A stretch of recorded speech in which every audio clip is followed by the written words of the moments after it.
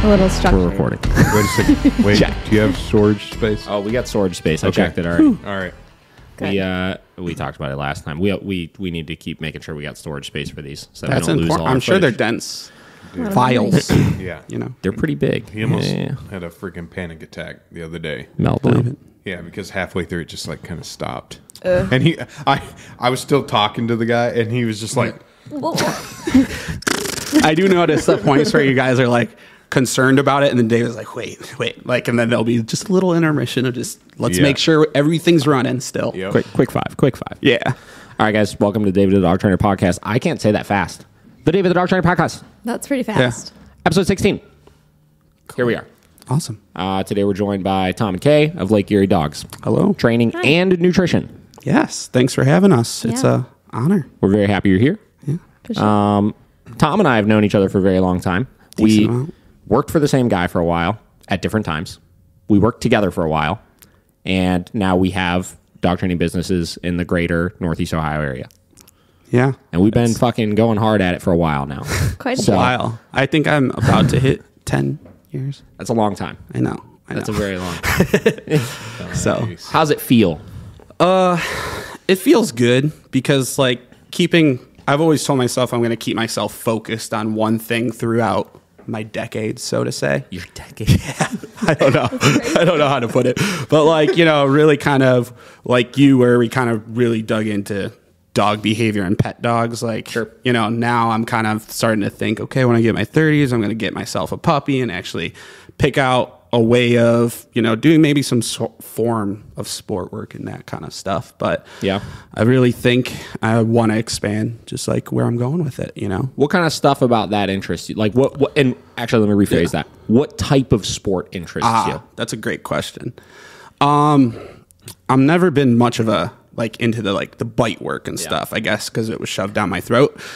Just like the more you look at it, it's kind of just like an egotist. I don't know. Like, Yeah. I have a ton of respect for the people that do it, and there are some people out there that do it unbelievably well. And I did it for a little bit with Vinny because it was what I was surrounded with. But like that industry is just full of people that are just Yeah, people and I'm then hanging it's out really, with. to me, it's kind of sad because you got a lot of younger dog trainers coming in, and they think I have to get in competition. I have to get a high end breed and that kind of stuff. And I didn't really want that getting in the way of what I could give to people, right? But essentially, I really want to get into gun dog work. I've never hunted. I've never done any of that stuff. But with kind of our lifestyle being like, this homestead types, dog training sense. world, around the corner from us, there are just fields of all these hunters during hunting season, and it's really cool. And you see them with German short-haired pointers and labs doing. You see these dogs just running across the street doing their pointing. It's really cool to me. And then the thing that's really cool to me is like those guys have been doing e-collar work for a long time, and they've really kind of mastered it because you think about it, they have to make them stay on a place. They're doing the place board work. The dog has to target and have impulse control to not automatically just run out. They can't be scared of guns, and they have to go retrieve an animal and not bring it destroy it. Yeah. That's the craziest part about it to me, I think. and then drop it right at the people's feet. Like they can't go run a celebratory lap around the hunting, grounds and that kind of stuff. Some of the casting and stuff is really impressive as well. Like when you see some of these guys like be able to direct these dogs just like from like, half mile away and stuff like that on where they need to go. It's really awesome. Yeah. And I definitely want to get I think I want to go with a pointer for my next dog. Yeah. Kay's a little skeptical. We've worked with a few out there, and they're neurotic little goofballs, and I love it. Sure. But when you see them even they just catch a scent in the air and you watch them point, it's It's a lot of drive. cute to me almost. Or they're just and that's kind of what I want to go for. I don't want, especially in our setting and what we're trying to do, I don't need to do bring a Malinois into the home situation and try to navigate that, So that's kind of What just happened? There we go. There. We're back. Oh, we're back. that was Vinny. That's never using His mind tricks. He's like, no, Tom, Malinois. He's like Malinois. Don't play. We could hunt too. That's hilarious. Okay, real quick, before we go any further, why don't you guys actually go ahead and let's start with a little introduction here. All right. Okay. So yeah, tell us about yourselves. Okay. Well, we're Lake Erie Dogs. We train dogs. We do board and trains in our home. We focus a lot on owner education. Go ahead. Oh, okay.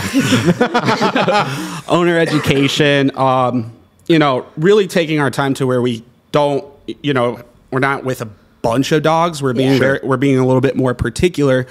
And so we can really put in that work with the dog to have this like lifetime success, because I know you've seen it with other trainers, and a lot of owners see it where it's like, oh, I got my dog trained by like 2 or 3 people, kind of like your clients last week. And, I don't want them to have, and then also like, I don't want them to have to come back to me. We offer lifetime support because it's like, I'm a little grueling about the education to the owners, to where we kind of designed our program recently to where it's one-on-ones before, during, and after the board and train, so that the owner gets this full round education, we do the food work, we do all those kind of like tool work, and I really want the owners to master the tools so that it becomes second nature to them, right? Yeah. And it takes a lot of coaching sometimes. It's exhausting, but we really are trying to just really put that education out there, because, I would say that's 90%, in dog training, we know the owner's 90% of the problem or whatever. But at the same time, like, you hear a lot of trainers complaining about owners, and big time, and I just never want to be that person. I'm like, they're my client. They're the people that have the ignition to ask for my product to help them with their dog. So we have to really give that to them, and I want to teach them. Like, we also already know they're the problem. Yeah. Right. So it's like, what is there like we signed up for, just like they signed up for it. We signed up for them being the problem and us not complaining about it. Yeah. You know what I mean? But sure, there's certain things that are frustrating, I'm sure, sometimes, but like, that's our job to coach them through those things. Exactly. Yeah, you're 100% right. Yeah. And we get really caught up in the dog training too, right? My mom's a teacher. She's a computer teacher, and I think that's kind of interesting to where I've kind of been with developing this, like, our system and stuff is like, I want it very systematic to where she is a computer teacher where she teaches you, turn it on, go to this, do that, right? And I want, like, I try to help with owners because we do that with the same dogs where it's like, you need to go through the system of this, and this. And that's how you're going to see that success is the follow through that we give to the dog, and they need to give that follow through. Sometimes they'll sit there and they get really confident. Oh, my dog knows the command. And then you're like, don't repeat it. We have to go through the process and make sure that they can correct themselves, right? And then kind of like, back to kind of like our business and everything, like Kay said, we're in home setting. We're really looking to do kind of like a more homestead kind of style. Yeah. Kay's really into farming and like, doing all these really cool things. And we just cooped up. We just got some chickens and raised them. And we're like, okay, we're going to incorporate this into working on prey drive with dogs. Yeah. Right. So that's kind of our style. And like, right now it's just me and Kay. Kay came on and she didn't know much about training, and she's definitely been going through the ropes and really willing to, dig into it, which has been really awesome for me to find this beautiful woman like that to do that with. But yeah, and she's really great at doing all the marketing and stuff that I'm just not great at doing the business end of all that kind of stuff. So do you run most of the social media and stuff? Okay. Yep. Yeah. That's awesome. Tom trains dogs. I run a business. It's true. I get to... it helps because there's that balance there. Someone has to like fully focus on it. We only take 2 to 3 dogs in at a time, and I can do certain things, right? Like I've mastered the leash and stuff, but like the psychology end of things, the certain behaviors that's his go-to. So I really run a lot of like client education. We have a Facebook group that I'm really active in.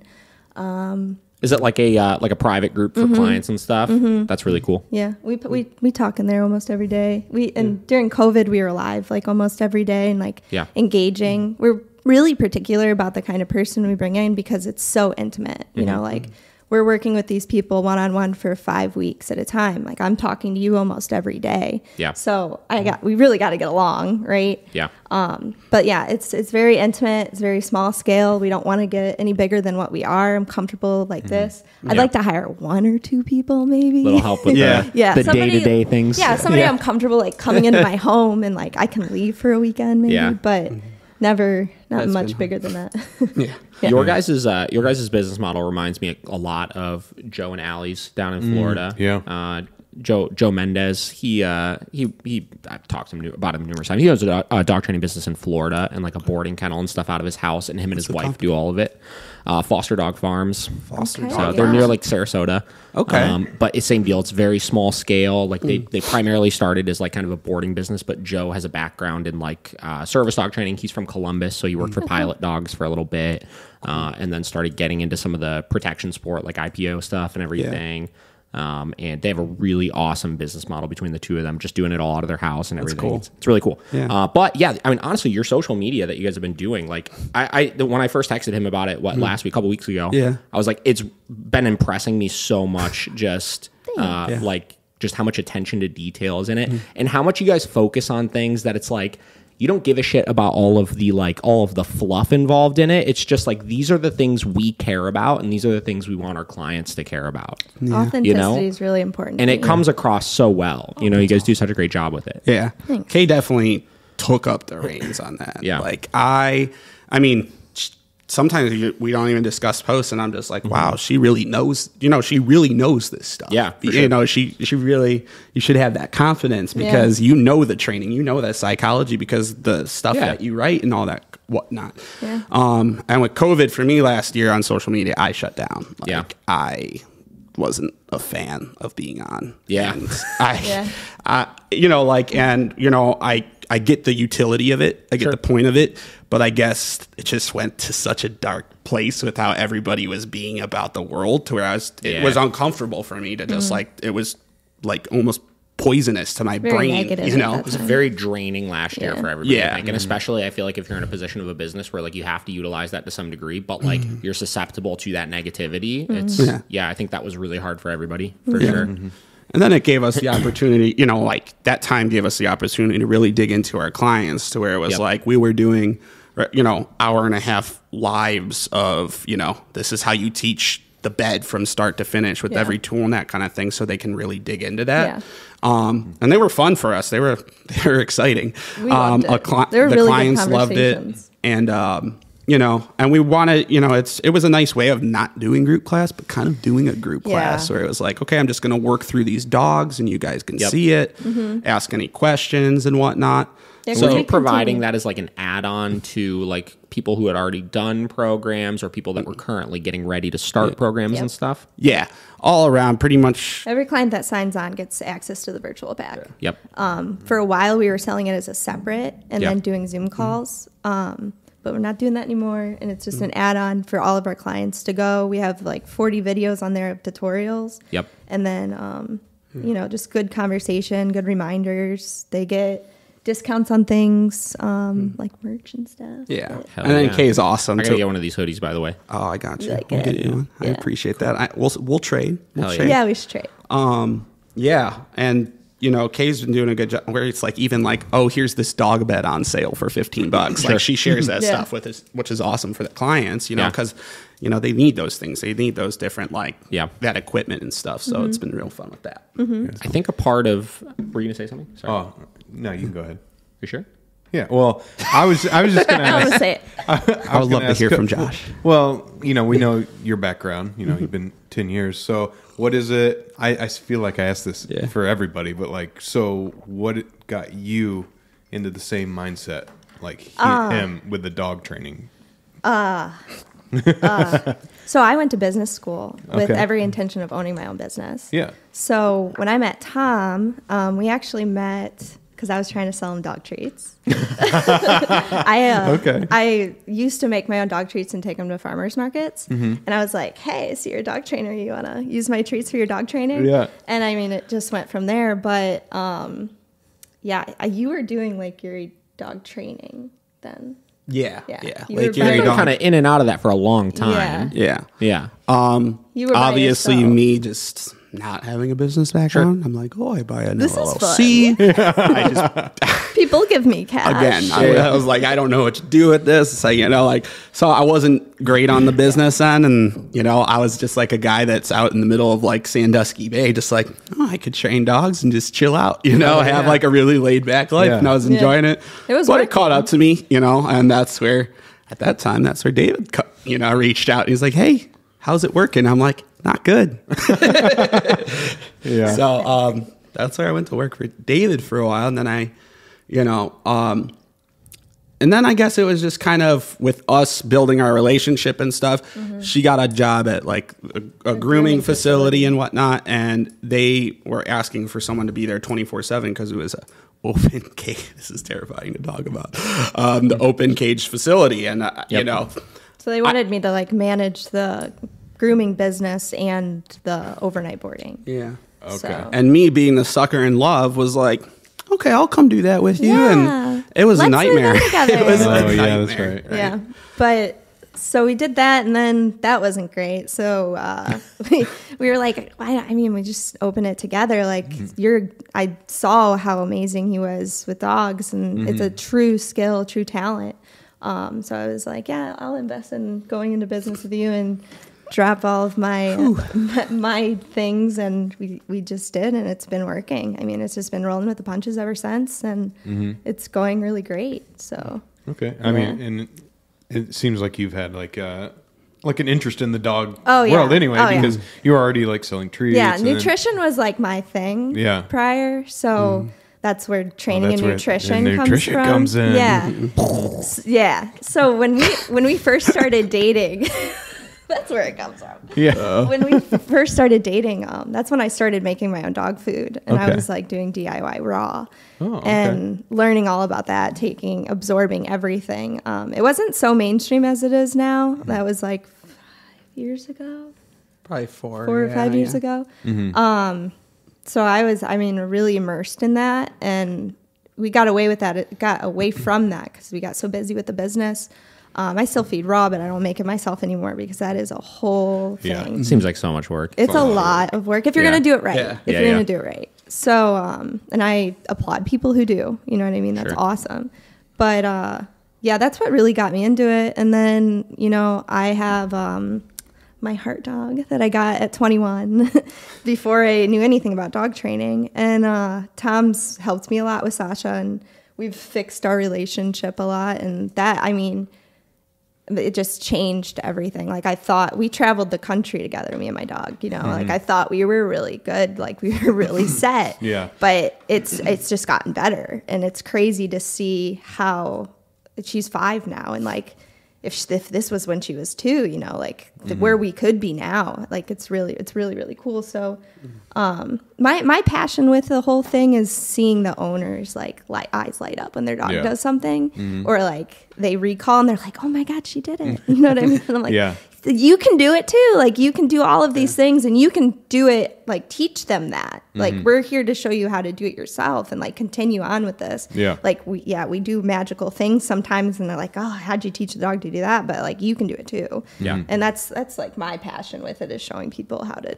like build that relationship with their dog, That is the coolest thing, is watching, like whether you're doing one-on-ones or follow-ups in a board and train or whatever, it's just that week by week progress of the owner, right? And how their timing improves with things, how certain things that may be so scary. Like we have some clients that like have dogs that are just like so out of control that, every first 3 session they come in first and they're like, hey, I just want to like make sure the coast is clear and we can bring our dog in, and then they start just like coming in and just getting their dog under control and stuff. And you see how much more proud they get like from those little experiences, which is really cool. Yeah.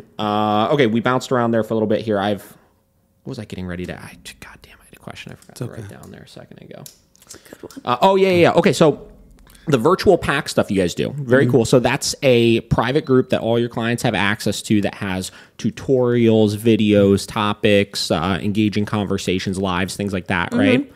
That's really cool. So something Josh and I have talked about all the time is how, one, overlooked, whether you're doing it on social media or a private group or whatever it may be, but how overlooked some of the content that people need to put out is, because a lot of people look at, I feel like, content in social media and YouTube and all of that as like for gathering new clients, right? So we're putting it out there to try to attract new business to bring in. And even I feel like, had the wrong idea with that for a little bit, where a lot of the content we were putting out was with the intent of, does this look impressive enough to draw new people in?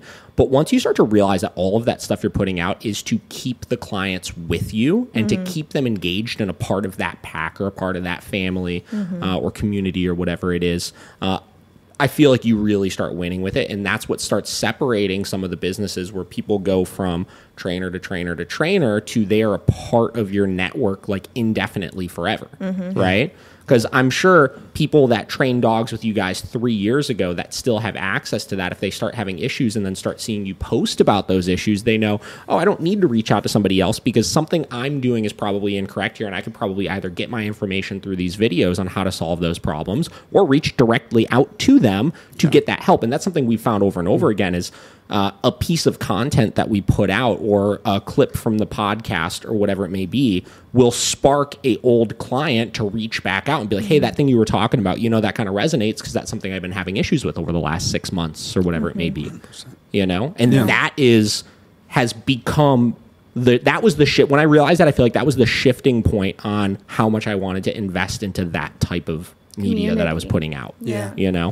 It's a big deal for us, is like our community. Yeah. And I would say 90% of the people that are commenting or liking our Instagrams and all that, it really is it's past clients, our current clients, And, directing, being able to go in depth with the information is what's really important, is because when you're going towards them versus like the general public, you're like, there's only so much I could say there. You could speak in a different way because they already understand some of the language. They've already gone through it. 100%. Yeah. So. It makes it really easy for me because I don't know how to exactly explain things from start to finish, but we can have a conversation because we've taught you how I look at things, how I perceive it. So and it's nice too, because what happens is you do get that client that might reach out and be like, hey, I'm struggling with this. Can I get a follow-up lesson? And I'm just like, well, first, I want you to check these out, practice it, and let me know where you're at.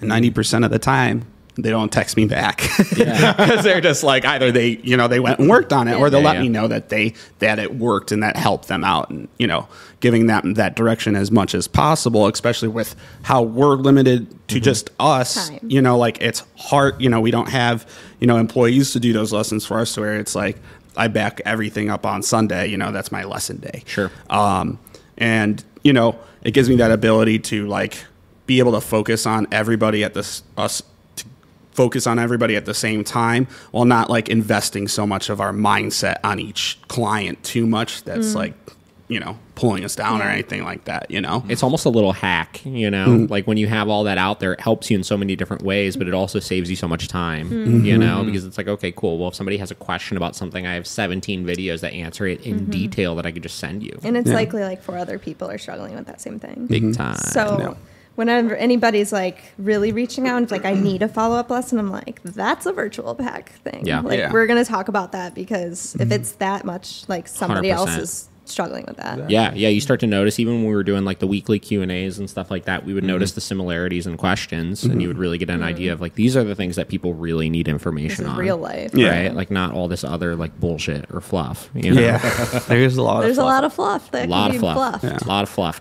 That's hard. That's really cool. Yeah. I mean, I think, from a very, very broad goal that, I've talked about having for a while now, is really making sure we're starting to unsaturate the dog training business from the standpoint of people feeling like they need to go from place to place to place to place. And the other day I was even making the correlation in my head between like vet clinics, for example, right? There are numerous vet clinics out there, obviously, thousands and thousands of them just within a 30-mile radius of you probably, right?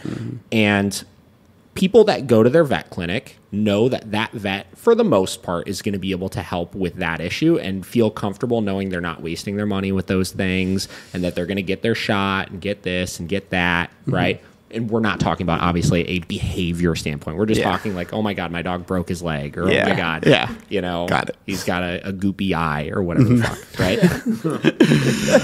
I know you guys have your holistic opinions on things. Right? So, no, you're great. You're good. But anyways, so it's kind of a standard that you get a dog, you find a vet that you like, right? And you go to that vet for your basic veterinarian needs, right?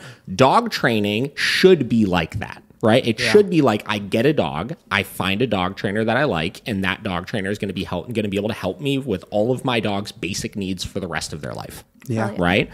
And unfortunately, it's turned into quick little money grab, quick little money grab, quick little money grab, and no long-term care or like preventative measures in place to make sure that you live a happy life with your dog. And I really want to start to change that industry and expose the people that are doing it correctly, right? And offering that like you guys are, or offering it like Joe in Florida is, or any of these other people that we've had on the podcast or talked about before. You know? Because those are the people that are going to help these people stay successful long-term and help to build a better name for the dog training community. You know what I mean? 100%. And like I said, that's why I'm really happy to have you guys on, is because I think you guys are fighting that good fight. We appreciate that. So. And that's interesting that you mentioned, like, you know, where you're trying to find that vet early on and that kind of stuff, because we've been getting left and right. We get people that are like, I don't have my dog yet, but like, can we?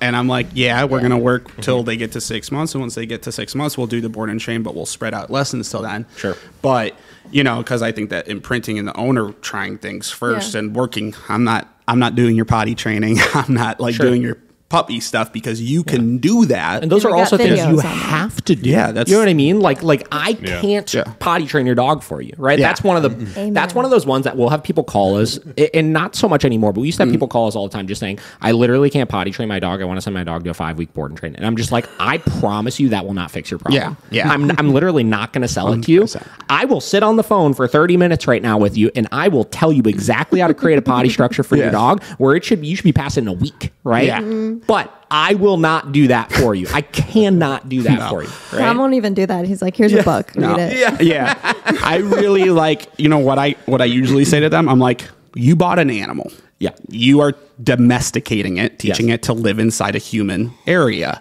That is your role, to domesticate the animal, not mine. Like, if you want to do that, that's your responsibility, right? But I don't know how to say Ted's last name, but do you know Davidthedogtrainer or something like that? He's up in Canada, but he has a really good, like... What's his name? Sorry. Mango Dogs. Mango Dogs? Yeah. I don't think so. He has a really decent, like, 40-page... pamphlet almost. It's a book. $10 book on Amazon. And, like, he has a lot of great... ebook. Yeah, and there's just, like, you know... There's, like, schedules and explanations, and it's, like, everything that's in there, like... I'm going to spend the next 30 minutes, just go buy it. And it talks about the crate training and all that kind of stuff, to where it's like, you try that and, you know, like, it should help you. You know, I'll give them suggestions on top of it, but I'm just like, it's a 40-page, very easy read book. And if you can't read that book for your dog for potty training, like, you might not be the best to train your dog. Kind of you know, like, because it's going to be a lot of work. So, but that's cool. Yeah, I think a lot of those basic things, like, you know, it's a part of that learning process of just coaching them through that. And you are right about, like, if you can't make this an initial, like, you know, hour-long investment, 2-hour-long investment in, like, learning about these things for your dog, how are you going to retain the 17 gazillion hours of training I give you post-training? Exactly. So it's all about the people. It is. It is. And they do a great job at it. You know, anybody that usually signs up, you know, I think it's really important that... We make it really clear, like, this is going to be a lot of you, you know. And you guys kind of talked about it on one of them, where you get to that point where it's like you find your niche, and you can start getting particular about your clientele.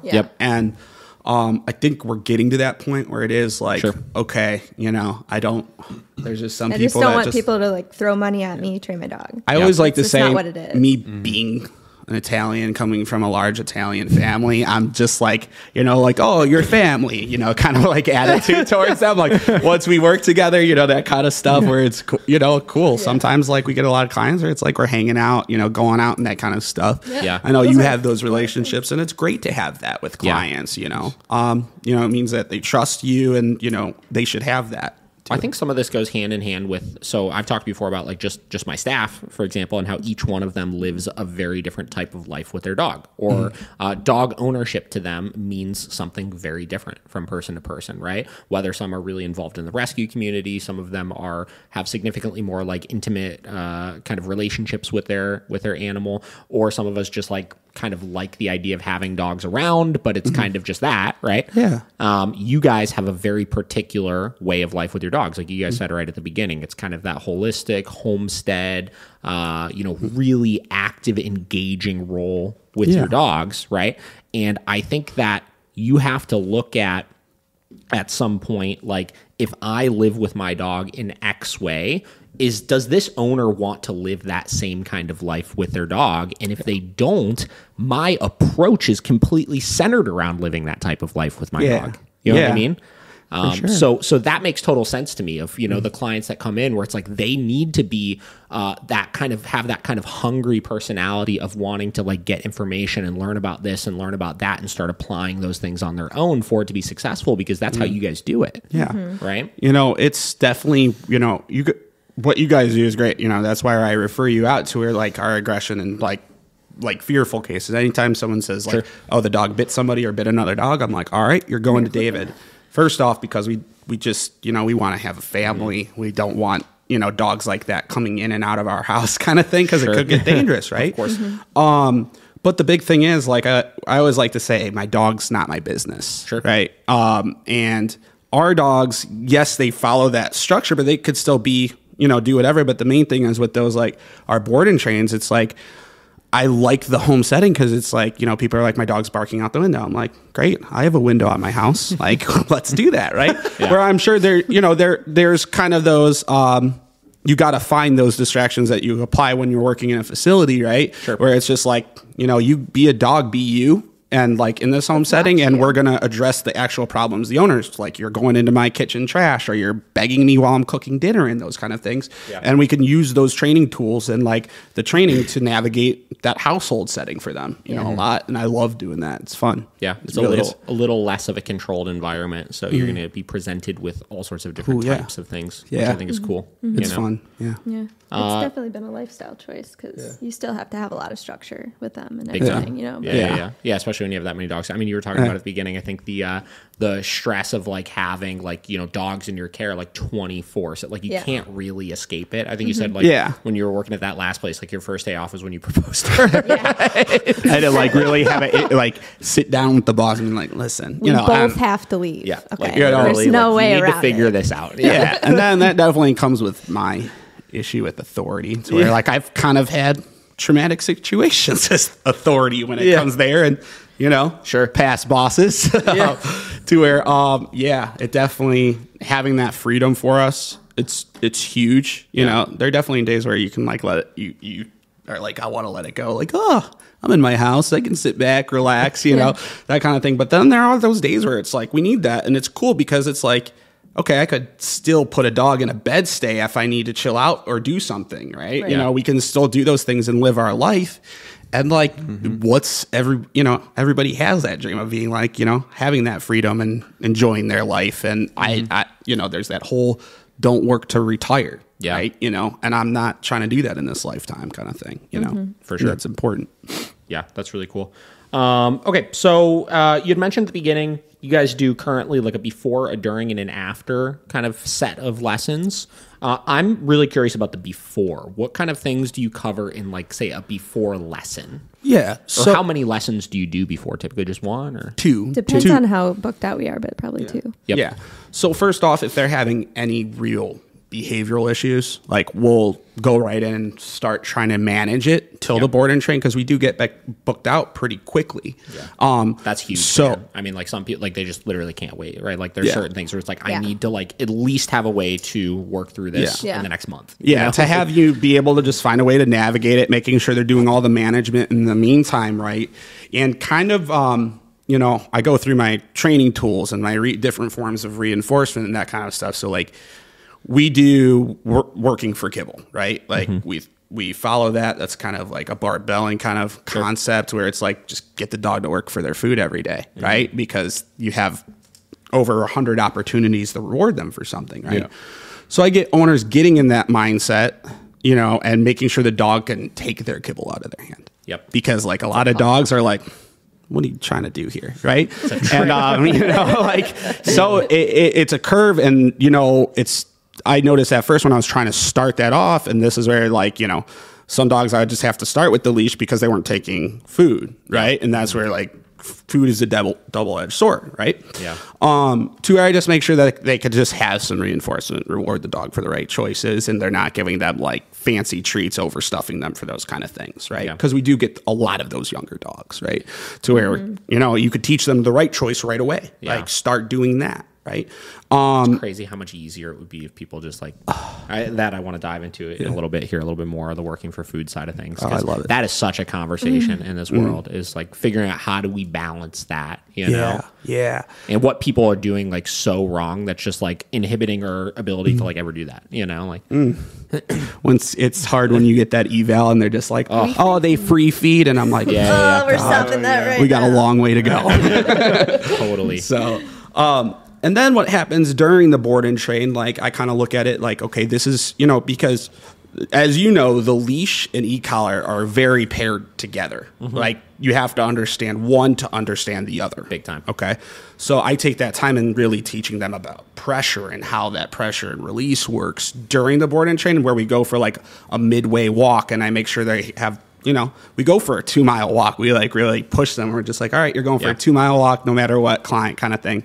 And we really push them to understand that leash handling and give them that system of, during the board and train, the system of just the leash alone. Because, the e-collar is great, but so for that e-collar to work, the dog really has to understand the leash, and so does the owner. Yep. So we take that time to go over that stuff. And then finally, once you get to the after lessons, it's e-collar and management. What do you do there, in those kind of situations? And it really sets the dog up to where the point when they go home, the owner's Kay's pushing me out the door after the take home, because we do it in their home, and she's like, all right, you're done. You got it. They got the message. Yeah. They're going to do great. And how long do you typically do in that send home? For this, most of our lessons end up being an hour and a half to 2. Yeah. Right. Which is fine. I like talking a lot too much, to clients. So. Well, it's an interesting way to split it up, where you're not totally overwhelming the owner with information. Yeah, and especially if you're taking the dog, then and all that information that before, they're probably gonna be sitting there thinking on that, and not have the additional distraction of wanting to sit down and try all of it. Yeah, exactly. And we just had the issue of not so much an issue, but just one-on-ones just never sit with me right, so to say, alone. Sure. I don't know, where it's just I always felt that there just wasn't enough for the client. And I was just I just kind of felt I was wasting my time, because a lot of when you say not enough for them, what do you mean by that? How do I put this? A whole picture. Yeah, we can only get so much in, and Sure. It comes on their reliability. Yeah. Right. Yeah. It comes on the owner being okay, I'm going to commit to this and do the work. And then it's you go to the lessons and you're okay, did you do this, this, and this? And they're understood. Yeah. And that's where it's okay, the bigger program, you're going to have that commitment. And I find a lot of people were oh, the one-on-ones are cheaper, so obviously I'm going to go. You do see that a lot, where sure. just I'm going to go that route. And, we kind of needed to manage our time a little bit more better. Mm-hmm. So that's where it's we can really dive deep into with everybody and build that relationship. And it's been really great.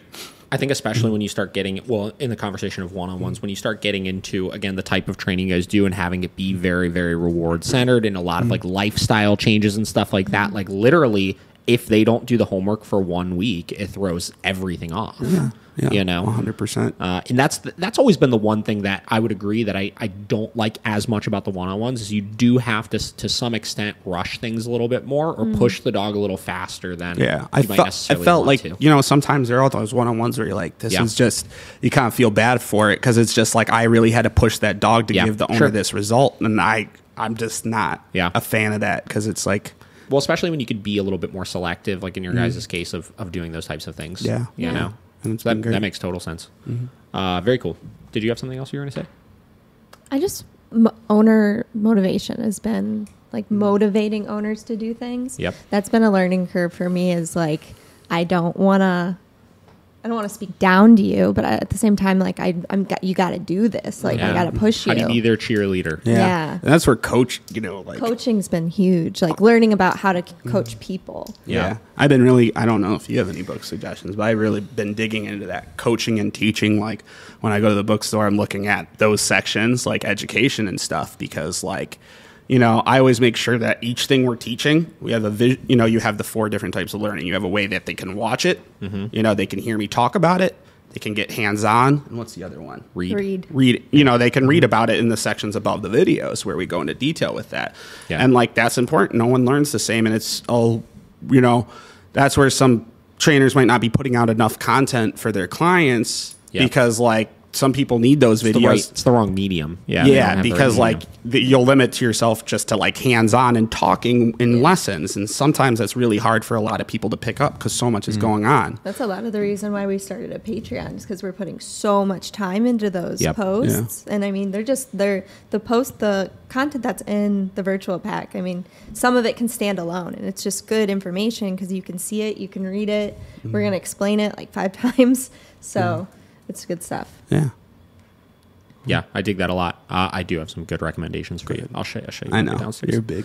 Some good books. Yeah, I think motivating clients, one of the things that has really helped me a lot with it is, and something I feel like I'm telling the trainers all the time, is figuring out like what is the real reason why they hired you in the first place, right? And if you can get to the root of like what is the problem they're having, what do they need solved, and try to figure out the most direct route to getting to that, I feel like the quicker the client can see some degree of success with being able to manage that better or see how that program is going to evolve and shift into that, the more motivated they are to get there. You know what I mean?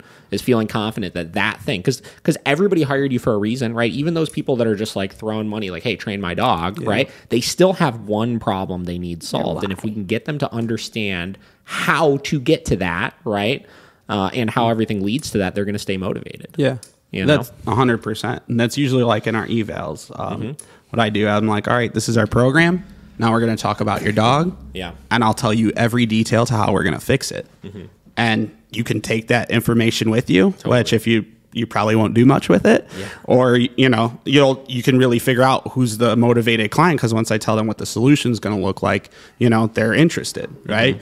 But then there are those some people that like you could literally write it out for them, and I tell people, I'm like, have a notepad ready, like write this stuff down. I'll tell you how to do it, right?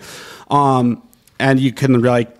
I mean, I think that's kind of like a fun thing to what I do with exploring with where their mindset's going to be at, right? Is this person going to be committed to it or not? And I'm not going to like short them on what that process is.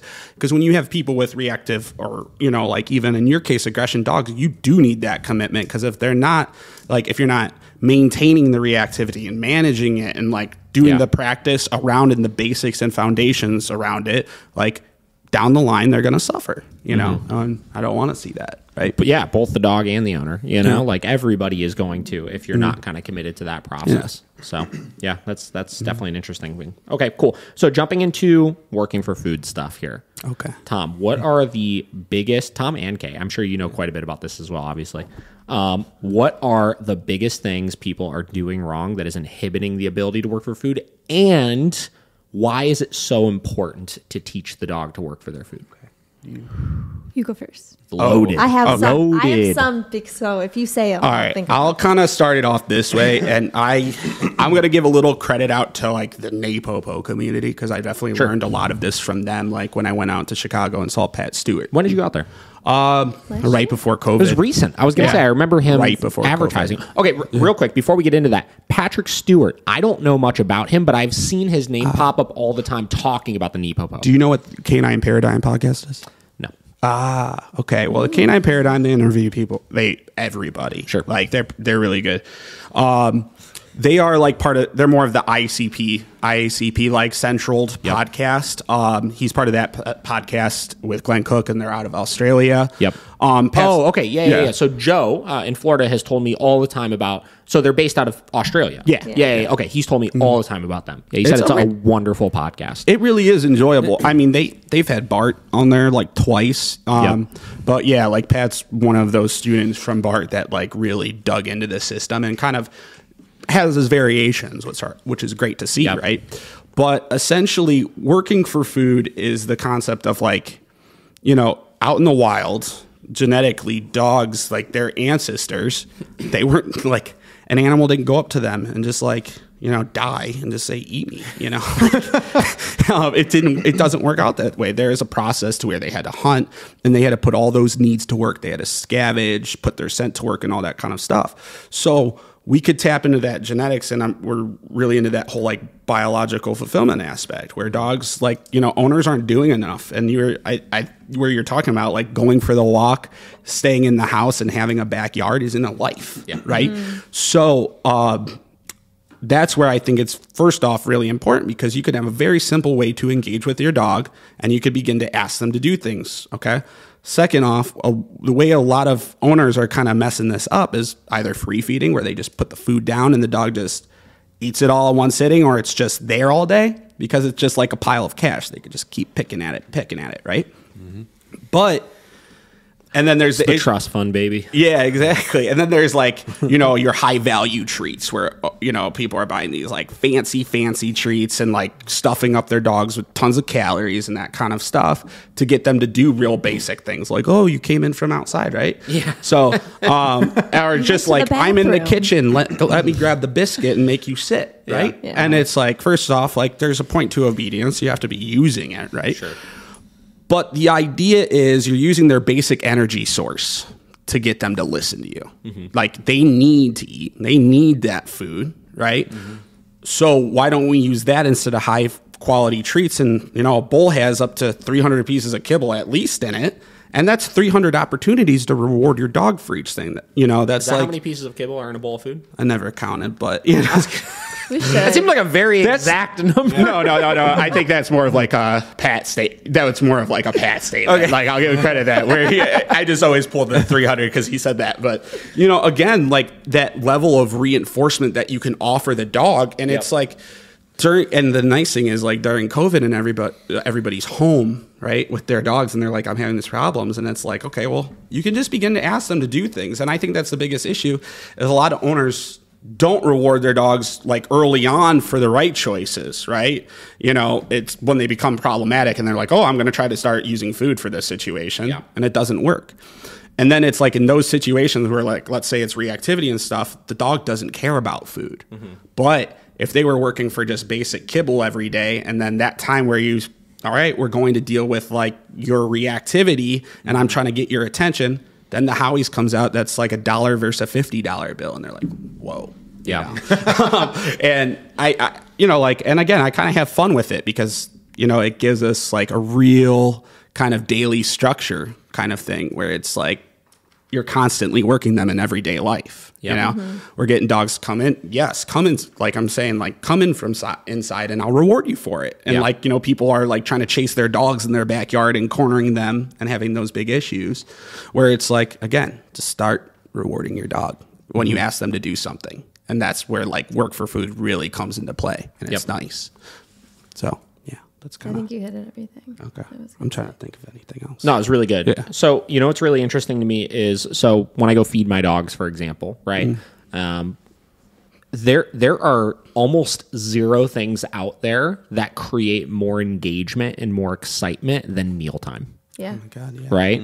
Like, and you know, my dogs, obviously, especially since they're not free fed, they don't get treats or anything like that. Yeah. Like mealtime is like it, man. They are pumped. They know that routine. They know when I'm getting ready to go feed them, when I go to walk for that gate that goes down into the basement, et cetera, et cetera. You know what I mean? Like, so you could look at that degree of engagement, right? That you're able to get out of such a simple task like feeding your dogs. That you do every day. That you do every single day with your dog, 2 times a day, sometimes 3 times a day, right? And then you look at how much people struggle with getting their dog's attention over such minute little bullshit things throughout their day. Yeah. You know what I mean? And you look into, like, logically speaking now, like removing dog trainer mind for a minute, like, why can't I achieve that same mindset elsewhere? Yeah. Right? Like, why can't I get my dog to come inside to me in a situation like this? And here's the thing. You have the other side of the equation, which is the consequences and the dog understanding they have to do all of these things, which is another conversation. But the basics of you hit the nail on the head of like, if you teach your dog to do these things from a young age and you start off with all of the building blocks like this in place, you eliminate 90% of the battle later on because you've spent the time just actually teaching. You know what I mean? And getting the dog to understand all these different types of things, right? And I feel like as somebody, you know, you and I have similar backgrounds when we started in dog training from the standpoint of a lot of motivation, right? Like teaching dogs to really enjoy the process of learning and working. And unless you have that type of, I feel like kind of experience in the dog training world, you don't realize just how beneficial it can be. It's insane. You know what I mean? Yeah. Like it's unbelievable. That's the one thing I will always put towards like, you know, a lot of the competitive dog trainers and sport dog world and stuff like that is they get it. They get how to create motivation in a dog. And it's a matter of finding that balance of how do we generalize that to the pet dog world in a way where your day-to-day owner is not going to have to turn into a dog trainer. They're not going to have to do 3 hours of training a day with their dog, but they could still leverage a lot of those same techniques and stuff to their advantage. Right. Yeah. I had a trainer one time tell me like, you know, why would you spend all of this time building food drive and quote unquote starving dogs, you know, to get them to develop this food drive when all they want is to be pet. And I hope that's on camera. It's just like, oh God. All they want is to be pet. And that's now looking at this from like snobby dog trainer, like giving their 2 cents where it's not warranted to like actually breaking that down. There is no way on the face of the planet a dog will ever be as motivated by food and that biological need that they have to being scratched on the head. Exactly. Like, I 100% agree on that. You know, point, where it's just like owners really lose like what the reward really is to the dog. And Ivan Balabanov, you know, Labanov? Yeah. Is that it? I don't know. I've seen him and it was hard to either way, like even after meeting him. Ivan's out here starting some shit. I don't know if you've been following him. Yeah, I love it. But you know, and he's like one that's all about motivation. Like he doesn't work with food. He works with toys because he's like in that sport dog world. But at the end of the day, he makes a good point. Like dogs determine what the reward is, and if you know, the not dog you decides what's reinforcing or aversive. Yeah, right. In general, right. Yeah, it's like they 100% decide that, and you have to figure out what's the right way for that particular dog at the time, right? And then like another thing where it's like people think you're starving the dog. It doesn't, this way doesn't really work like that too. Like I really like the concept of how they operate, how working for food operates. It's not so much like, okay, you didn't eat, I'm just waiting till the PM to feed you, right? It's more so like you're running a restaurant. The restaurant's open right now. If the dog drives by and wants to eat, he can come in and eat. But if he doesn't, the restaurant might be closed later. And then you could kind of keep reapproaching and like throughout the day, every couple like 20 minutes or up to an hour, and then reoffer it to them. You don't have to starve them because at some point they're gonna be like, I want to eat. That's the beauty of doing it at home too. And I think the key with no matter what way you're doing it, whether you're doing like meal in the morning, if you don't eat it, you don't get it. Meal in the evening, if you don't get it, you don't get it. Is understanding what the appropriate portion is for the food. I mean, that's the key with it. You know? That's real interesting. I had a client, one of my virtual clients, where they've, you know, I was just like, okay, their dog isn't motivated for their kibble and stuff. And she's like, she worked a little bit for the morning. And I'm like, how much are you feeding in a day? And when I saw the dog, I was like, it's a very fit, self-regulated dog. Yeah. And like, she was already 2 cups down in this food. Like our dogs, if they're not eating raw, they only need 1 cup because it's like a super rich. So like that dog already hit its 2 cups for the day, and like then the dog wasn't motivated, and I'm like, that's because the portions like, are just, we're feeding off the bag recommendations, and I'm like, this is how we calculate calories. Like we're gonna talk about it, and that's where Kay comes in fantastic, because like there's sometimes where we find that the dog's not taking their kibble, and we're like, okay, this is weird, and then you figure out like the dog's body doesn't want it because it's not nutritiously value, like there's no nutritional value for the dog when they're when owners bring us like Iams or like really cheap stuff, and then you could tell, and then we give them like a hand if we use Nature's Logic, real great brand on Chewy, and when you give that to them, they're like, okay, I'll eat Like, and it's like, wow, you know, and that's where we don't think about health either. And that's where Kay is great in that aspect of really attending to that.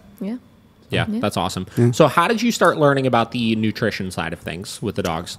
I think my first course was like Dogs Naturally magazine. Yeah. That's where I started. And then books. I've just read numerous books. Right now I'm taking a canine first aid class from a vet in the UK. And it's really cool because in the UK they do a lot of things holistically. And so that's cool. I mean, over time I've just kind of brought things in. We like to do a lot of holistically, and I'm really into herbs and things like that. Herbs. And herbs. But I mean, I look at a dog as like an animal, you know, and I've learned like the basic biology of a canine, and the common pet dog owner doesn't understand their dog in that way. I mean, we get people who are like, I don't think I understand my dog. You know, I mean, we get owners who are like, I feed him green beans. Is that okay? Like out of the can. Oh, sorry. I feed them green beans and like these things. And I'm like, you know, they'd really like this. And this would help with that situation. And you can do it on a daily basis and be proactive. And then we like in the eval, we look at every dog's food. And I ask like, how much are you feeding? Okay. How much does your dog weigh? Do you think they're overweight? Let's consider changing that up. And I show them how to calculate calories and how to decide, okay, how many calories does your dog need to sustain? How many calories does your dog need to lose weight? And a lot of times, I mean, you change up a food, you can see a lot of behavior differences. You know, I mean, we don't get too many older dogs, but with the older dogs that we have gotten, aches and pains are irritating. You know, like it's no joke. Yeah, they are. So I recommend a lot of like natural supplements, you know, like anti-inflammatories can really change a dog's life.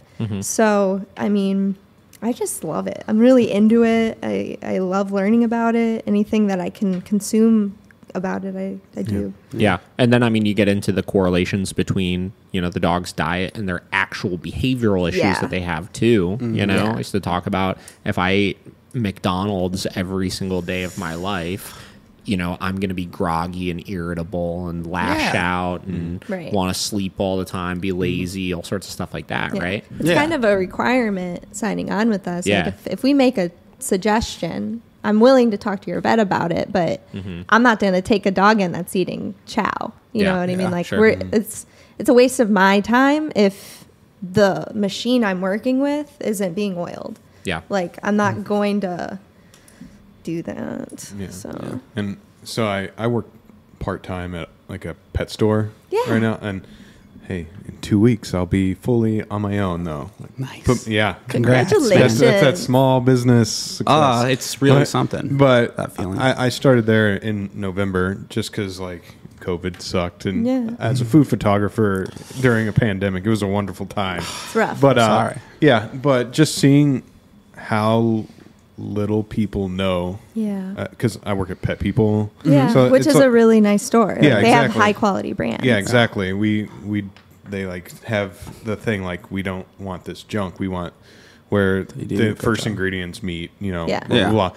But people go in there and they have no freaking clue what they're doing. You know, they'll go in and we'll ask, well, what's your dog do? Oh, well, you know, just.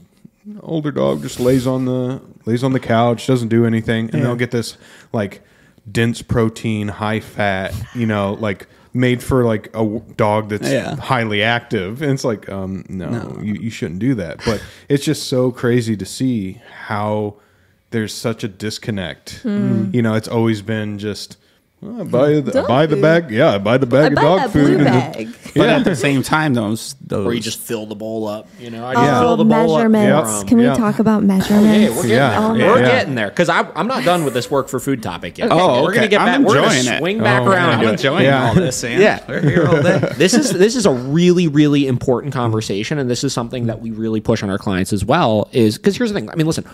You know this. We have numerous ways to train a dog, right? I can do it without food. I don't want to have to do it without food, right? The more motivated the dog is, the funner the process is for everybody, you know? But anyways, sorry, go ahead. No. Was I talking? I don't know. I think so. I'm sorry. I was listening. We were just talking about shooting food. I go to Pet Supplies Plus. I watch dogs there, like our board and trains before they go home. Okay. And I hear people ask questions to the cashiers, and it's like, no hate to the cashiers. Like, they try their very damnedest to answer the questions. Yeah. And I'm like, why are you asking the Pet Supplies Plus cashier like this very important question about your living creature? Like, like, do you know? I think it's, you see a lot too, though, where it's like a lot of the, like, I mean, a lot of people are uneducated about their own nutrition. Oh, right. You know, like you run into that issue, and then of course they're not going to know what to feed their dog. Yeah. Honestly, we say all the time, like, Kay was so into our dog's nutrition, it got us into our nutrition. Yeah. Like, for a while we went vegan because, like, God, our dogs are eating a biologically, like, appropriate diet. Should we? And we're not vegan anymore. It's not when you're trying to build a farm. Nothing against your vegan. No, nothing against vegan. It is a hard lifestyle to live. It is. I do love chicken and eggs. Yeah. I think it's hardest, like, you know, because we're trying to use, like, farm to table, like grow our own garden and put it on the table to where, like, in winter it's just like I can't do this, right? But it's easy to be vegan in summer.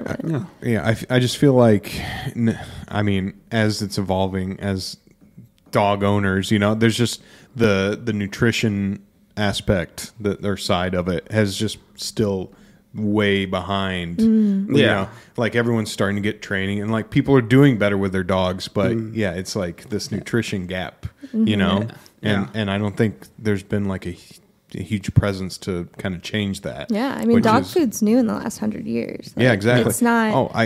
Listen, I get the old people every time they come in. They're like, back in my day, there was 2 bags of food, and that's all there was. Now there's so much dog food. I'm like, it's interesting. So it's just like a mindset that people, you know, which is cool that you guys offer that, you know, because that's just totally alien to people. You know, it really is. When I get, like, more confident, I want to offer it as, like, a separate thing. Like, I will consult with you on your dog's nutrition, like, as a separate service. I'm not confident in that aspect. Like, I like just freely saying it to owners and, like, offering that. It's not. It's a hard conversation for some people if they don't ask for it.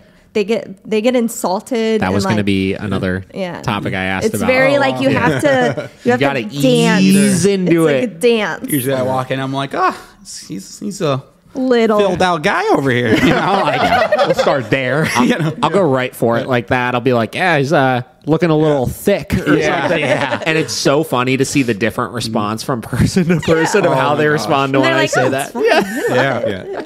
But then it, like, he loves his food. Well, that's great. We're going to use that to our advantage. Yeah. Well, and it's always funny because, like, you know, you kept saying about, like, the auto feeders. It's always the people that defend the auto feeders, and you look at their dog. Auto feeders? Yeah, or whatever. The Autobots? Autobots, whatever they are. Self-feeders, you know?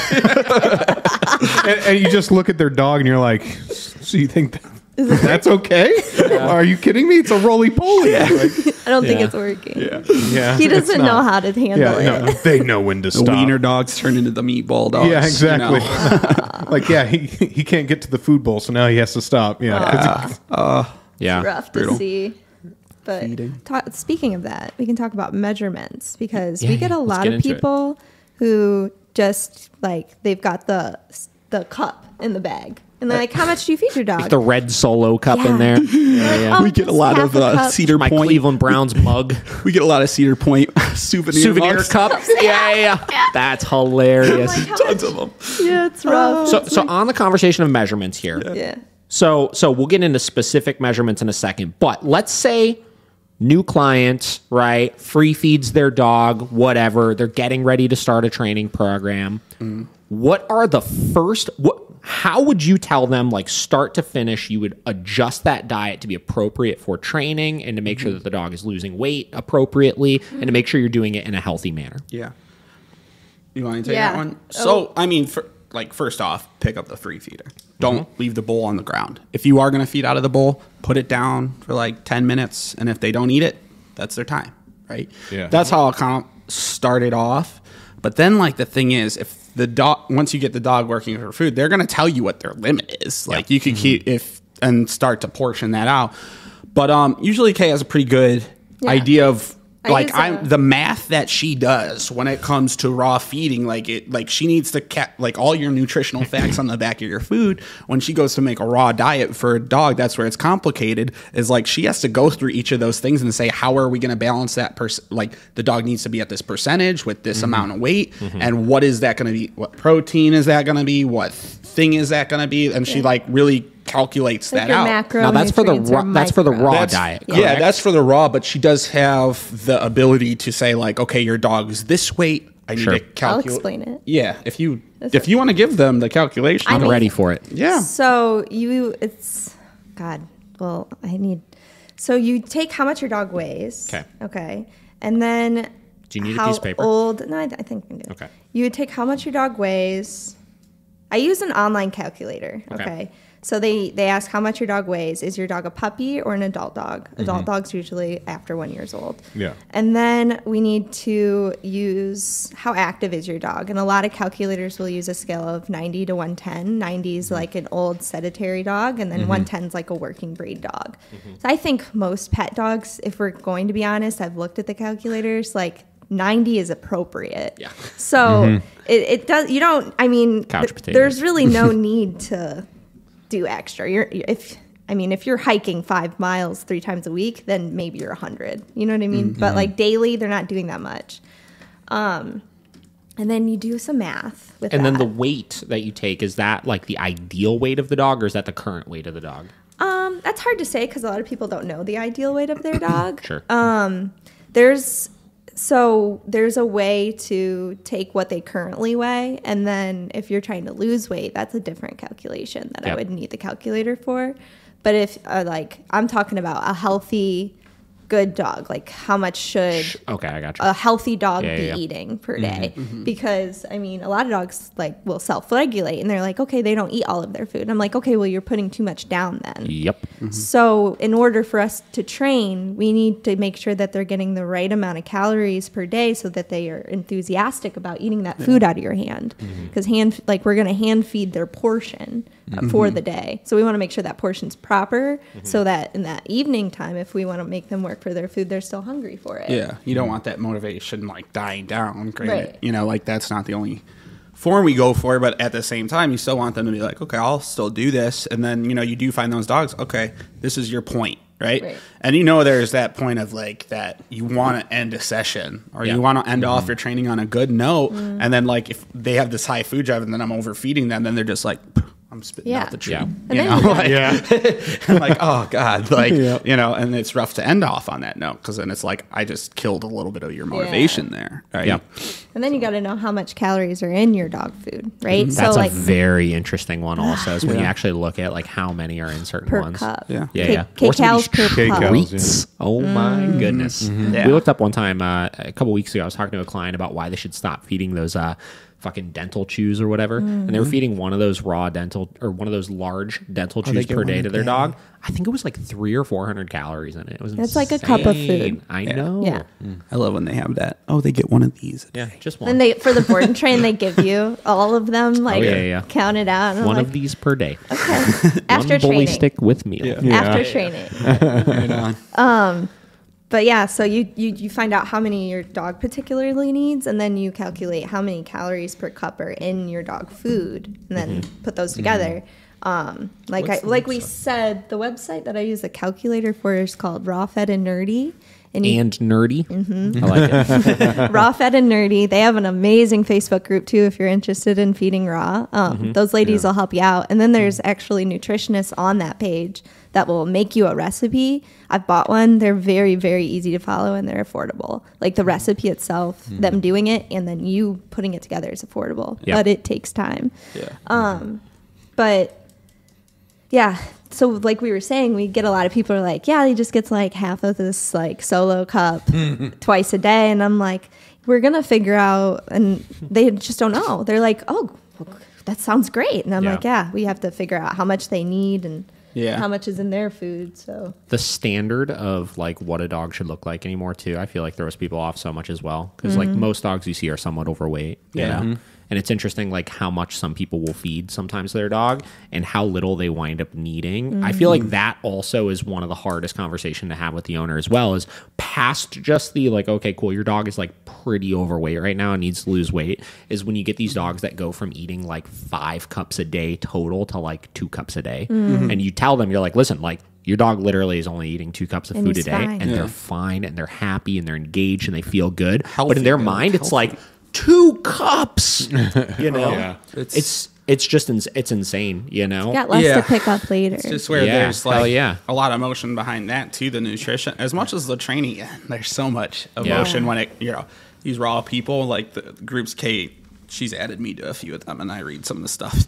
They are cutthroat. Yeah, like, I believe it. I thought the training groups were bad. Dude, that's any of these industries. Like, yeah, but it's insane. Facebook's cool. a scary cutthroat place. Yeah. No, you were right. What you were saying though, like you'll see these dogs that just poop out so much. Like there's nothing. Like this is just going right through the dog because it doesn't need it. Like, and then the nutrition, like they're not retaining anything. Yeah, exactly. And let's talk. Like if they're massive, like let's switch foods. Yeah. Like let's get something a little bit higher quality. If you're going to invest in training, all this money in training, like let's invest in the animal as well. And then the worst is like none of the people go out in the backyard and check on their dog's stool, let alone pick it up. I look at and it's like I do. I'm like, she's been insane. Like lately, while Drax has been recovering. I'm like, did you see it? What does it look like? Is it good? Is it good? Yeah. That's funny. Yeah, that's something I did with Vinny. I used to have a lot of issues with him with like digestion, and he always had loose stools and like just never seemed like he was feeling super good and stuff. And I switched his food like probably like 4 or 5 times, just trying different things. And I tried all the high quality dog foods on the market. I was feeding like Origin, like all that stuff, $100 a bag. Right? And he still did horrible on it. And I wound up switching him to Purina Pro Plan Sport Formula. And because it's so much higher calories per cup than like virtually any other dog food on the market, I was able to feed him like half what I was feeding him before and him still get all of the same amount of calories. And immediately he got better from it. And I think it was just he couldn't, like, it's for as much food as coming in, he wasn't able to digest it as quickly. Yeah. You know? His intestines were inflamed probably. Yeah. So interesting. Cool. I've always told people, like, when it comes to the feeding side of things and like working for the food, like I said, it makes the process so much funner. It's so much more engaging for the dog. And I've always kind of erred on the side of whatever you're currently feeding your dog right now is probably way too much. So take some sort of dramatic switch. Start with the 2 meals a day and like taking it away after, making sure the food doesn't roll over at that point. Within a week, make your adjustment from there. Is it too much, too little? Go up or down from there. And again, I'm not getting as scientific as you are with it, but like I think one of you guys had said, like, the dog is going to let you know, like, what is right and what is not right, And cool, if you get 3 days in and they're like, oh my God, like, I'm eating every single ounce of it and I need more, like, up it a little bit, you know? It's like, the dog knows their body better than we do. Yeah. And we've been learning that lesson a lot, like, as Drax has been recovering and stuff. Yeah, how's he doing? He's doing a lot better. It's been hell of a ride. Sure. Again, he's not 100% at all whatsoever, but he's much better than he was. Is he still doing the like yelping and stuff? Like, or it's more. This is funny. Yeah. Because it's exhausting. Again, I always say, like, you kind of have it too, where it's like, even with your dog, sometimes it's just like you don't have to do that intensive training with them because they're just going to be good dogs. And Drax has never been that problematic or anything, But at the same time, he also like disliked, handling at times, right? And actually Kay with doing grooming and stuff, she's done an incredible job curbing it. While she's in, it's just something I've been busy with dogs, like to where she really handled that and took up that mantle. Yeah. Well, after he started yelping and we didn't know what it was, so we took him to the med vet and everything. And, he stayed overnight, but then he kind of lost because he had to get an IV. He had to get fentanyl IV. He had to get constant shots and stuff. Yeah, they had to sedate him a lot. To where it put him in, it kind of backed him up. Yeah. Because now he has like this fentanyl sticker on him. Okay. We can't get it off. And we go to take it off, and he's doing the yelping. Fentanyl sticker? It's fentanyl like a patch. Okay. So it slowly releases through the skin. I understand. But so now he's giving off these reactions for that kind of stuff for handling. So now we kind of have we have to do some handling and revert back to like working him through that and stuff. And it, it sucks for him because he's like 8 years old. And the biggest thing is the reason he's just never, I don't think the dude has experienced pain. Right. He's been a very healthy dog, never like had any sort of injuries up to this point, to where I think, it was a bit traumatic for him going through all that. And, his recovery is doing good, but sometimes we're like, is he being a big baby? Yeah. Because first off, perceived pain? The vets were telling us like, oh, you might have to consider putting him down. And then like, I remember you telling me that. And we're like, but then he said like the MRI or whatever came back like fine, right? The spinal tap came back like nothing. Tests. The joint tap came back nothing. The MRI, blood tests. What was going on with him, just for context? He was screaming in pain. Yeah, like not anytime moving. He would move, and then he wouldn't. Like even when he would just move like himself, you're talking? Yeah. So when he started not getting up to go to the bathroom, we were like, all right. We had to force him to get up into the car, and then, they don't let you go in with them. So like the whole way in, he's screaming, and they're like, okay, something's wrong. Yeah. And like everything we were reading, like, they're like, oh, it's probably a muscle. It's a bulged muscle or a bulged disc. And, we knew that, and they said it takes weeks to like recover. As you were I told you with Oscar, like it was forever. Yeah. And, it's definitely that where it's like we're on week 3, right? Yep. And he's getting better. Like, there are those little bit of like, you could see like him twitch a little bit, like it was uncomfortable.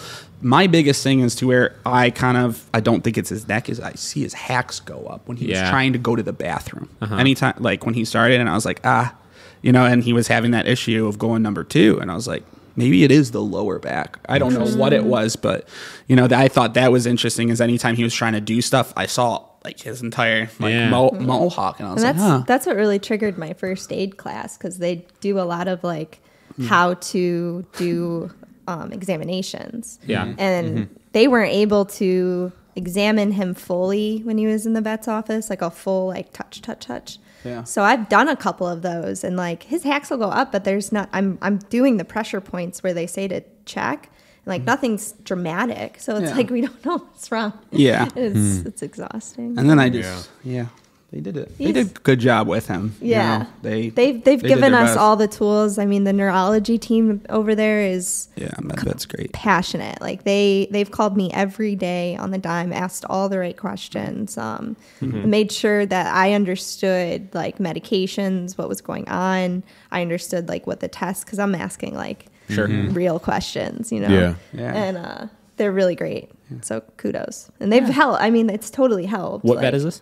MedVet Emergency. The one in Brook Park? Yeah. Oh, cool. Yeah. So you guys are coming out this way for it? Yeah. It sucks that I don't think there's much option out there in Sandusky for anything like that. That's great to know that MedVet, I haven't been there yet, but like we've essentially nixed West Park from like ever using them again, because they're just the worst. Are you familiar with West Park?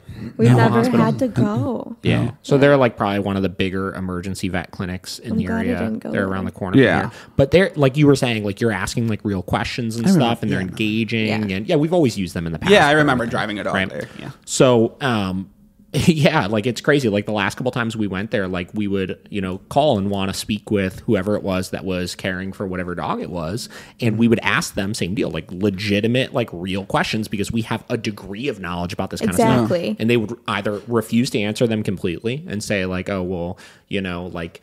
And we've been taking dogs there forever, right? Oh, like we're just not going to talk to you guys about this. We're only going to talk to the owners about this of the dog, even though we have consent forms that we've showed them in the past and they said we're good and stuff. Or they would just be so snobby and like how could you even ask that question kind of mentality? Where it's like, well, because we actually know these things and we want to know what the deal is with some of this kind of stuff. So we've been so frustrated with them. We've stopped using them, but that's good to know, because MedVet is fairly close. I mean, to us when anytime Kate called, even if it wasn't like the main doctor or something, like the person that answered the phone knew. That's awesome. Yeah. They're like, oh, Drax, like we feel so bad for him. I mean, he was probably really loud though. They were like, oh, that dog. The one that's yelping. That one that's screaming in the back. Yeah. And it's like, for us, we know better, like when you have a pulled back or bad back, you're just like, all right, I gotta sit it out today. And like dogs don't know that. They're just like, okay, I'm an animal. I gotta move. I gotta do these things.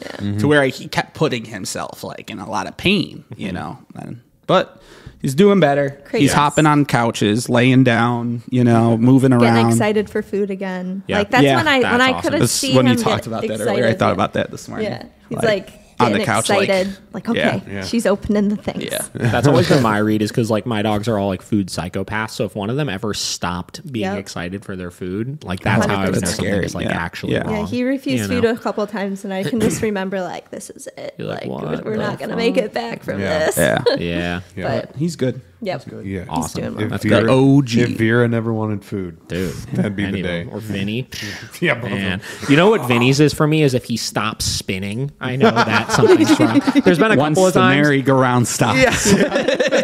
There's been a couple of times where he like tweaked a leg or whatever, something like that, and like he would stop for like an entire 2 days, like spinning at all. Like he would be like a calm, normal dog. And I remember in my mind, I'm like, this isn't right. There's some, like, you're not pacing around my living room right now. Like what's happening? Poor guy. Oh, Vinny. All right, changing topics here, going back towards more training related things. Tom, did you say something? No, I said great. Oh, okay, cool. Yeah. I love it. Did you see the post Larry Crone made yesterday? There was a lot of context that I felt like I was from the whole situation. I've been. He's talking the solid canine training thing. Oh yeah, I saw that. Whoa, he was. That's insane to me. And like the thing is, a lot of these online trainers, like it's literally throwing jabs at other methodologies that they don't like. Yeah, can we get context on that though? So basically, Larry Crone is a trainer out in Kentucky, I believe. Yes, right. So he is. Whatever, he does board and trains out of his house, and he's a phenomenal trainer. He's very talented, and he's hardcore pushing the movement right now of like, let's try to do things nicer and better. And like his e-collar I have always respected him for that. I honestly love it. I think that he is fighting the good fight of that. I think he gets a little hypocritical over things sometimes and gets a little overboard with it. Yeah. Right. So whatever, he's had a thing against Sean O'Shea and Jeff Gelman for a long time, which I don't completely disagree with him. Like, I have my opinions about them as well. I think that I do too. they obviously get extremely heavy-handed for no reason sometimes. I think that, they're pushing too much this like seminar ideology of like we stop things in 3 seconds, right? All your behavioral issues, we're stopping them, and it's going to be done within this one weekend seminar kind of thing, right? Which is just not the reality of the situation, because you and I know that dog training is deeper than that. It's the relationship, it's the communication, it's understanding teaching right from wrong, and then yes, there is the side of the equation of like, we have to correct this, we have to get on this, and we have to stop it. But if you always jump right in, if that's the solution right there, you're missing so much more of it, obviously. Exactly. Right. And it's sad I just see a lot of early dog trainers are not so much making the mistake, but these are the people that they're looking up to. Their marketing is killer and all that kind of stuff, and they make these promises, and then it's like, it's very dangerous when you give someone that's you're good. It's dangerous when you give someone newer and say like, I'm going to teach you how to solve aggression in 5 days. Like the other side of it too. And this has always been my biggest thing with them, and their like T3 seminar that they were doing for a while, is, we're going to teach you how to build a 6-figure dog training business in 2 weeks. Right. So the start of it is how do we make a bunch of money? And then it turns into how do we correct firmly and stop behavioral issues. Then it goes to how do we actually train the dog, right? As opposed to, it should go in the opposite order. Exactly. Right. And like, that's where like, it is a lot to it. And like that video, again, to try to describe what happened. Yeah. So the context of the video is basically it was one of Jeff's employees outside in the car doing the old loop the leash through the side and pull him in kind of thing, right? Yeah. Which, listen, here's the thing. When I watched it, I was a little frustrated initially with Larry, because it's like, I think every dog trainer on the planet has done that at some point. Experienced that moment. Of like, I need to get this dog in this crate, or I need to get this dog in this car, or whatever it may be. And like, we got to just kind of get him in kind of mentality, right? Yeah. obviously, as you get more experience, you learn there's probably smoother and easier ways to do it. Or is it a matter of, did we need to fight that fight right there? Could we have just picked the dog up and put the dog in the car and then went on our way and then tackled a whole session of getting the dog used to getting in and out of the car at another time? Yeah. Right? But what pissed me off about it a little bit was that like kind of like call out mentality of it. We're just using this as an opportunity to be like, fuck this guy. Yeah. I feel a lot of trainers are, like that are trying to become relevant on the internet. It really is like, look at what they're doing wrong while they're not showing what they're doing right. Yeah. So to say. And it's kind of unfair, right? And my thing is like, I don't know the context of that situation. It's a good point. If that girl picked up the dog, it could have bit her in the face. She didn't know that, right? Well. That dog could have had fear of cars to where sometimes pressure is the best route, right? Pressure creates diamonds, right? Where she was trying to do, so you can't really, that's where I don't catch on to those videos because I can't know the context. There's sometimes those moments where you're like, wow, that situation looked like shit for me. Sure. Like just for yourself. Hell yeah. Yeah. And, I get it where it's just like we can have these higher famism trainer battles, right?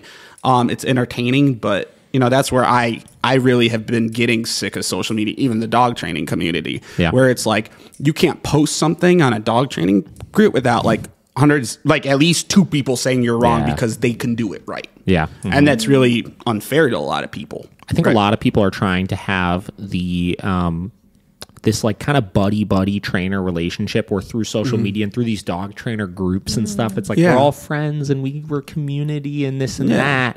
But what actually needs to happen is we need to be like having conversations like this, right? Exactly. Like, okay, cool. Like I'm sure there's numerous things that we disagree on training wise, right? Yeah. But like we're able to sit there and kind of talk about those things and not have it be this like finger pointing kind of thing because like we talked about from the beginning, like there are billions of dog owners out there, dogs out there, or whatever it is. I don't know the statistics. You guys probably do more than me.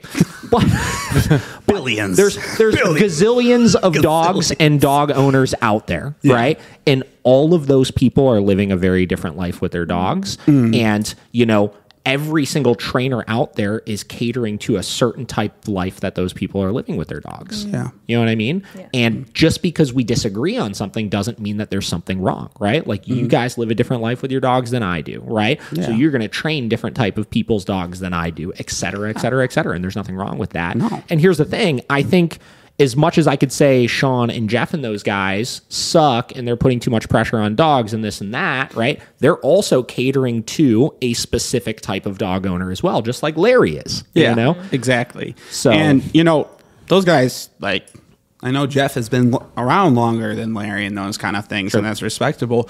But at the same time, like I would still expect as what I know you do a phenomenal job. Even when I was trying to become an employee, you really walked me through the whole system for. I think we did it for like 2-3 weeks first, or something like that.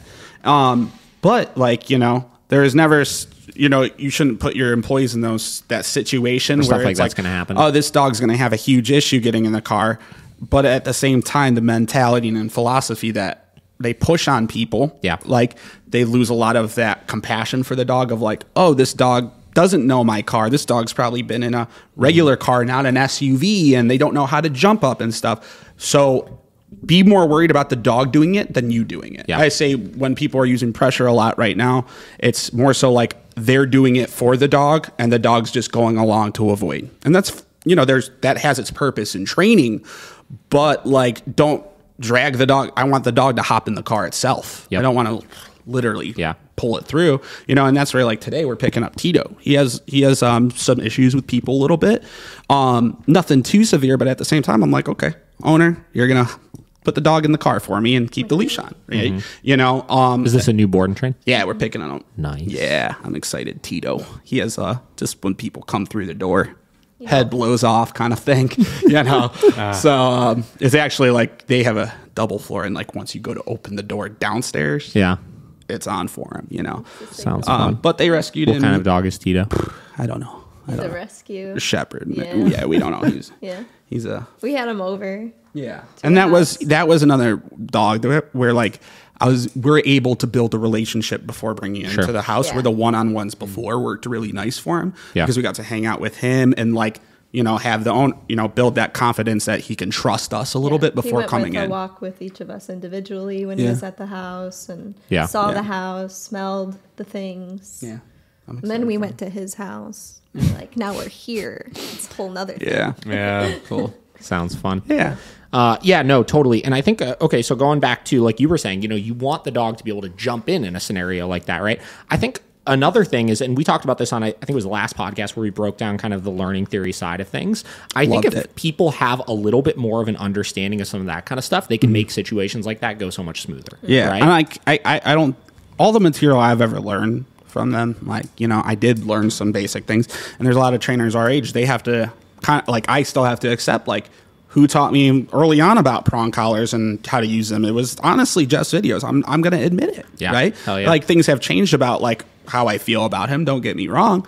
But I definitely have to credit him for that. Right? Absolutely. I completely agree. Sean was one of the first people that I ever did a phone consult with when I went to start my business. I remember. Yeah. Yeah. Yeah. And it's more so that I don't see anything about learning theory in their stuff. Nothing. Nothing. There's not about it. Right? And it's that learning theory video is huge, and I know our old boss would be proud that you can regurgitate it so well, right? For as much as we could look at some of the situations we were in and the the guy we used to work for and stuff like that. I always accredit how much that situation was so essential for my dog training career. Oh, it's insane because we got in with the right network. You know what I mean? With people that really understood and really were doing fantastic work. Maybe not necessarily him, right? Yeah, But he knew what he was talking about, right? And he knew the people that really knew what they were talking about, which got me onto, Michael Ellis and, the whole Learberg crew and the sport dog world and stuff like that, and really understanding teaching high-end precise behaviors. I think it was a trainer he had up there once that I was like, this trainer met both Chad Mackin and Tyler Muto, and I was like, who do I go see? Or actually, I was like, do I go see Jeff and Sean? Yeah. That's actually was the conversation. He's like, no, you go see Chad and Tyler. Yeah. And I was like, okay, cool. And I learned a lot from, again, there was a really good network there to where I've learned a lot from a lot of different people. Yeah. And it was definitely in the right direction, right? You know, to where you need to learn those things early on. You need to understand the psychology. And I eat that shit up. I know you do too. The psychology is... Tyler was the person who taught me how to use e-collars. You know? I remember when his leash reactivity program on Learberg, the online course came out, The fire drill. Which, listen, it's dated. We're not really doing it anymore and stuff. But I remember watching it and being like, this dude knows what he's talking about, And I remember calling up Canine Connection literally a couple days later and just being like, I want to talk to Tyler. That's awesome. I was like, I want to come up and learn e-collars. I went up and I went and worked with him and Blake. They had a pretty awesome seminar. That was fun. Canine behavior understanding. Yeah, I went to the first one. It was fun. I had a lot of fun. It was really good to get to know them. But the education they had there, on the e-collar and stuff was huge. Yeah. And I would say a lot of these younger trainers, if they're trying to find something to learn from as far as e-collar training start to finish, Tyler's course on Consider the Dog you're in it. Really? Yeah, I think were you at one of his seminars? No. Okay, then it's just Someone another bearded dog trainer with a hat. I swear. I guess not. I've never been to one of his seminars before. I used to do, like I said, I would. You went up there. So originally, the first time I ever went up there, I paid for just 3 hours of his time, and essentially just he worked with me, we worked with dogs together and stuff like that, and then it started turning into, I wanted to come up, and I think the second time he's like, I'll just charge you for an hour, and then the third and fourth time he's like, dude, just come hang out. Just come up. That's awesome. So I would drive up early in the morning, and I would hang out there until 8 o'clock, and then drive home. That's awesome. It was super cool, man. Yeah, I know he's getting into the stock world and all that, kind of stepping back a little bit. Good for him, The last time I saw him, he was really gung ho on I'm trying to figure out kind of not his exit plan for things, but he was really trying to get into how do I set myself up to retire and spend time with my family and my kids. Yeah. Position myself to do that. And he was really shifting his focus with the business where he did not want to do behavioral modification much anymore. He still does a little bit of it and stuff, but he had a great podcast on Canine Paradigm about it. Yeah. About Is it a recent one? Transitioning. It was last year. It was a few months ago. Really? But it's been a couple the big years thing since is he talks about mental health in that one. It's huge. And I would honestly say that podcast has affected me in the past few months a lot. Yeah. From just like, how we're interacting with, like we're talking about, have you ever heard of Wim Hof breathing? No. The Iceman? Wim Hof breathing? Yeah. The Iceman, essentially this guy. The Iceman Chocolate L? No, not that one. This dude climbed Everest in a pair of shorts and no oxygen. Oh my goodness. Because the method that he takes from like ancient ways of breathing and has like packaged it and sold it, but that's what he did for himself on how to breathe and stuff. They were talking about that and that kind of stuff. Didn't they inject him with like... They injected this dude with E. coli, then he did this breathing exercise and his body his blood. They did like 10 people, like they did a 10 people test. What's this guy's name? Wim Hof. WHIMFOHOF. Yeah. He was on Joe Rogan's podcast too. Yeah, I figured that sounds like somebody that would be on Joe Rogan's podcast. And Special human. I would say that was cool, but then they were talking in that podcast about like James Nestor, just about breathing and stuff. And I'm into meditation and Zen stuff, and like that stuff really gets me. And I think it's so important for I just wanted to throw this one out here for when you told me we were gonna do the podcast. I'm like, I got to talk about a little bit about this because like the breathing stuff helps, the meditative stuff helps when it comes to dog training. Like it's nothing. Like it. When I catch, you'll even catch yourself at from times, just keeping yourself kind of centered and composed. Or like when I'm trying to pressure a dog into a sit, and this is the first time they're learning pressure, right? And then I'm like, I'm holding my breath, right? And then it, being able to just breathe naturally and do that kind of stuff. And we're in this real longevity of it. Like I'm going to be training in my 50s, and this is what we're going to do, right?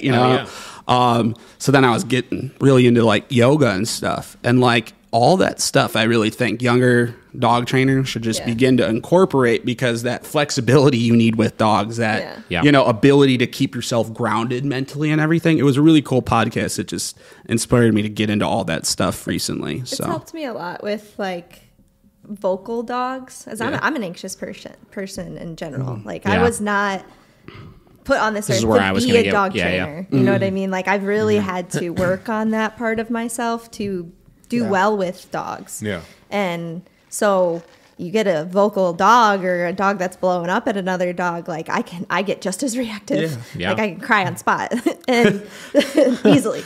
But the breathing and like having that to come back to when you're in those moments of like they're freaking out, like I can't. Everybody's freaking out. Yeah. So that's a special dog trainer thing, but the breathing's definitely helped me a lot. Man, isn't it? I've never looked into it really deeply from that standpoint. Like as far as like how could I actively work on improving myself like that? But I do say all the time that this job has created so much like self-control and ability to focus through chaos and stuff. And I used to equate it to, that like I generally compose myself well throughout chaotic things happening. You do. You really do. But I wasn't always like that, like, and that's something that I think I developed over time, like unintentionally just through doing this, right? To the point where, a dog fight breaks out and, you break it up and then it's like, you're good right after, to the point where like everybody's like, oh, your adrenaline's still spiked and everything. Same deal. Like, your kennel room is blowing up for whatever reason, and somebody just walked in the door, and it's like, oh my God, I gotta, handle all these types of situations and stuff. And the cool thing is, I've been like reading books on it, studying it, and what do they talk about? Your sympathetic and parasympathetic nervous system, your fight or flight, or your rest and digest. In everybody's bodies with high anxiety, you're in fight or flight. Yeah. Right. Wait, so you're saying that people are genetically wired one way or the other? Is that what you're saying? No, your nervous system is going to tap into one or the other. Okay. Now, it's either you're operating in a rest and digest mindset or a fight or flight. And they talk about like our anxieties and all these things. It's people that are constantly in fight or flight. That's what anxiety is, right? And it's learning to shut that down because that has utility. Like when we were cavemen, like you needed that to survive, right? Yeah. But now, people aren't using it to survive. They're just using it to cope, and it's not good for your body, right? And then the interesting thing is you have all these owners that are in fight or flight. Like what are their dogs going to do on a daily basis? Their body's going to run on that nervous system like them, you know? We talk about that with a lot of people. And then it's really cool because then I was reading this like one Zen book that's talking about, I don't know all of them, but they call Wu Wei, which is walking meditation. Sure. Wu Sa, which is sitting meditation, right? And like the other one's like moving meditation, like yoga. And I'm like, so you got walking for the dog, right? You have to have that level-minded. Yeah. And then the sitting meditation, it's can the dog sit still in a bed and have that stability? And it's like people aren't doing that for themselves. So we got to, how do we expect that from the dog? Yeah. Right. And then I've just been really into that idea. Even with like my reactive clients, I make them do a little bit of like breathing and stretching out their muscles because then they're a lot looser. Right. Yeah. So we do this thing where like we'll be on a walk with the reactive dog and we're like, okay, tense, let go. Right. Tense. Yeah. Let go. Now that's what you should feel like. You got to acknowledge those feelings in you because that's going right down the leash. Yeah. That's so interesting. This is great conversation, guys. So what's interesting is one thing that you're right. I think a lot of it, like reactivity, for example, that's one of the prime ones that I feel like people just lose their cool in, right? Yeah. Like they tense, they immediately, I see a lot of owners, they jump into flight mode at that point. We got to get out of here, right? Like, I can't handle this situation right now, right? Where just like with some dogs, where when we try to expose them to new situations, they need to learn to just exist in that environment. I think a part of reactive dogs before we're even worried about like training them or working through those problems is learning how to exist in those types of situations as well. And one common thing that I've seen that I've really dove into in the last maybe year or so is really getting the point across to owners of like how to work through some of the initial embarrassment of having a dog like that. Because I think a lot of that fight or flight mindset that they're in is not necessarily the mindset that like, oh my God, my dog is aggressive and going to kill all these other dogs or anything. It's just fucking embarrassing. Everybody's looking. Yeah, like they already, everybody's already dealing with social anxiety. We go to the park and my dog's barking at every dog we walk by or barking at every person that walks by and this and that. And sometimes I just have clients stop and it's like, I was working with this German Shepherd a couple weeks ago. It's the same deal. Just typical German Shepherd that barks at everything, right? And I'm just like, just hold the leash. Let this dog walk by. And I was like, don't worry about what your dog's doing. We're not even going to give a command. We're not going to ask the dog to do anything. And the dog's barking and stuff, and they're holding the leash. So I was just, all right, just stand there. And I was like, now, look at that other dog. Look at that dog right there. Yeah, I heard this yesterday. I like, your podcast from last week. Look at this dog right there. I was like, that dog's fucking barking too. I was like, you're all worried about yours and embarrassed about he's intimidating this other dog or whatever it is, but that same dog is barking back at your dog. Yeah. And you're having a dialogue with yourself in that moment. What are they thinking? And you're not aware of that, as opposed to just looking around. And the other thing is that, okay, cool, look around. Not a single person in this park is looking at you right now while your dog is doing that. And nobody cares. Even without their dogs, they're like anxiety. They think there's some. You have a little bit of that sometimes. That anxiety of just like people judging you, and it's like you have the dog that's acting like an idiot out in public. Like again, nobody's looking at you. We're all in our own worlds, and you have to just be on this ride with the dog, right? Be and mainly be an observer. Right? Training in public's been huge. I think that's what you do really well when you're. That's hard to do initially. Yeah, I think for a new trainer and stuff, training in public, you think like, oh my God, I'm a dog trainer and all eyes are on me, and if I screw something up right now, everybody's watching. Where nobody knows you're a fucking dog trainer. Nobody knows, right? Nobody knows you're. Somebody just thinks you're some weirdo in the middle of the park. Don't wear Lake Erie Dog stuff. I'm like, now they really don't know. Yeah. And again, I'm fine with that.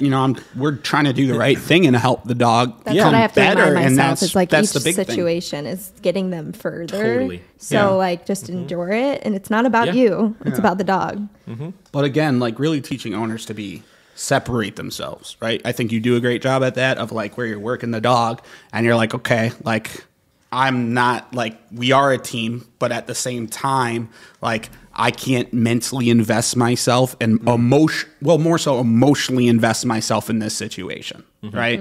Sometimes you have to just be like, all right, this dog has this problem. We know it. We're going to hear it. We're going to deal with it. We have to endure this to get better. And then, you could get into then the conversation I have with people sometimes as far as like realistic expectations. Like I try to look at like, where did I get some of these skills and stuff that I have? And 90% of it is owning Vinny. You obviously met Vinny. He's a hyperactive, neurotic Malinois, right? And he has got his mental issues. He likes to spin in his crate. He likes to pace around rooms and stuff like that. And you know what it was is initially honestly, initially I had this false mindset because of some of the Jeffs and the Shawns that were like, if you have a dog like that, you're not correcting it firmly enough, because if you do, it will go away, as opposed to understanding this is the dog that I have. And guess what? He's 100% responsive to my commands. He listens. He's social. He's fine, but he's got these fucking quirks. And I can manage those quirks here and there, but they won't go away because that's a part of who he is. Behaviors, like the cycle of them, where we had a like mini Bernedoodle that was in, like, I'm not saying Will Britt, like, but at the same time, Sasha's a Bernese Mountain Dog, and I kept seeing, anytime I would go up to Hobbs to like put on his collars and stuff, I was like, oh, he's flipping over and submitting. But then I like walked up to Sasha one day, and anytime you walk up to Sasha and she's on the couch, she flips over and is like, give it to me, right? So I literally was like, these are the same behaviors. This isn't so much he's a confident dog, so it wasn't. He's just like, when you went to put an e-collar on him, he's like, this is the best. You're loving me so much. And I'm like, no, dude, I'm just putting on a collar. So we had to work on that. But it was like funny because I was like, oh, that's Bernese behavior, right? I've seen other Malinois that run in circles, it's a especially when you're exposed to a lot of different Malinois, you realize that that's kind of a part of who they are, and it's interesting. Once I accepted it, I don't know if I just became more okay with it, or because I accepted it, my energy kind of wore off a little bit on it, but like it did get better. As I stopped hyper fixating on it, he became calmer. He learned how to exist in the house better. And I think part of that is because I understood who he was. I stopped trying to force him into this pocket that was not him. That's energy, and that helps me remind. We got a OG Dutch right now with us. How old is he now? I think he's around. Him and Drax are the same age. They're like around 8. Dude, right? Did you ever meet Max's brother? Max. I don't think you met him. Yeah. Okay, so Max was another Malinois that was bred by the same person. Dude would run through the ring and just start snipping at everybody and biting them. Max was a bad motherfucker. He was one of the coolest Malinois that I ever met in my life. I met his other brother, Jax. He actually had to get rehomed. Really? Yeah. It just was. That dude was scary. I was just like, it wasn't the right living situation for him. But I brought him down to Tennessee. That breeder. He was in Tennessee? No, I found somebody for the dog. We sent Max to Tennessee. Oh, really? I literally kind of people. So Max, literally he was Rob's dog, right? Like whoever had him surrendered him to Rob. He lived at the shop for like 2 years, and Jake and I just like did stuff with him all the time. Really? It was just a fun dog, And the cool thing was he was so social with other dogs. Nice. Very like we could have him out in daycare and stuff, and it was like no biggie, Dutch is an irritable old man. Yeah. We wound up finding a handler down in Nashville. I drove him down to Nashville for him. Yeah. I think the biggest issue was that was a backyard breeder selling Malinois to pet dogs, or people that thought that they knew what they were doing, and he was breeding. Like I said, they're badass Malinois. They were intense. Dutch had a personality to him. Max had a personality to him. Yeah. And like that's where Dutch has his vacations with us once a year, where he comes for like a few. Yeah. His owners drive the Lamborghini for twice. She loves it, like because we did like all those kind of like I did those kind of things with him when he was early on, and now he's like really. I've never been around a dog like that. He was like my practice dog that like Rob said like okay, learn this stuff with him, and I had a blast with it. Hell yeah! But his owner actually opened up a new restaurant locally. Really? Yeah. Treehouse Provisions. Yeah. That's who you've been reposting. Yeah, Cam's Corner. Try. I'll have to go check it out. It looks good. It's great. Carry out. It's real. It's a ghost kitchen. Good shit. But yeah, that's why we took Dutch, is because he's a family Malinois. And he does. And it's crazy because not many Malinois are that. No, he has his quirks and has his moments, but they know the dog. They accept the dog and they get it. And we're there like when things are busy, like because it's a lot to manage. We're there to take him. Yeah. I love him. Okay, so last big topic I want to dive into here, because I feel like this is kind of evolving into it, is so you had talked a little bit about, you do a lot of work in meditation and kind of centering yourself and things like that, and just working through general anxieties and stuff. You guys own a business that is nonstop 100%, and it's just you guys, right? So one, what what role does all of that stuff play into keeping you guys centered throughout all of that and throughout all of the chaos and that?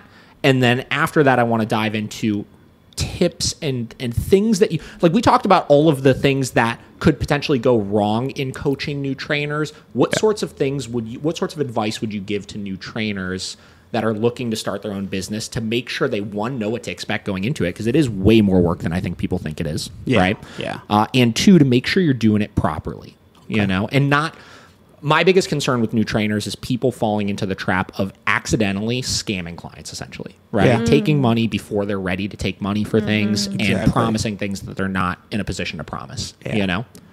So I know those are two separate questions. Yeah, I want to, if I need you to repeat that one, I might ask for it again. That's fine. But I think the big thing is kind of talking about the dynamic that we have to do first, right? Yep. Because we're a couple. We got to balance work. We got to balance living in a area with a bunch of dogs, right? We got to balance doing business and coordinating all of those things. But then we have to balance out our self-care, but then mainly our relationship, right? So there's a lot there where sometimes we do have rough days of trying to do that together. All of it. But I think it's a really cool relationship that we have. Maybe a little codependent, but it works, right? Yeah. We found a way to really build on it and make a good life out of it. Yeah, and it took work too. That didn't happen overnight. At all. It didn't start that way. We've definitely, I'm thankful for the kennel we worked at because we learned a lot early on, and it wasn't our business to make mistakes in. Right? And, I've been playing Sega, right? So what I want to talk about is you play those games. They're not save point, go ahead. Those games from level 1, you're learning from your mistakes. You're okay, my brain needs to register this. I keep making the mistake, right? But the idea is it's been really cool to learn through those mistakes and develop, right? Yeah. And develop a good workflow for us where I'm the AM guy. I wait, she wants to sleep in and that's fine. I wake up at 5:30 and I'm go. I'm not a morning person either. Oh, I am I just go. need to go slow, and Tom's let's go. 5 mile walk. Here we go. I'm that in the evening time. Exactly. Yeah. So I'm in the evening. So we balance that out pretty good. And then again, I've been doing this for 10 years. We keep it limited with the dogs so that we're not overwhelmed ourselves, right? To where, again, Kay has to handle all that marketing and handling all that business stuff where I have to use my time while she's doing that to kind of worry about the dog stuff, take them through training and, do all those kind of things.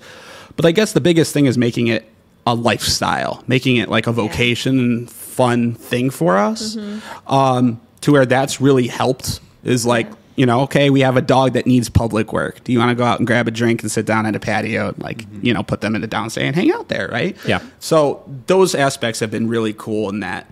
Having hobbies outside of dogs too has been really important because our life revolves around dogs. Yeah. So we've found a lot of hobbies at home that we can do that takes us out of that. Right.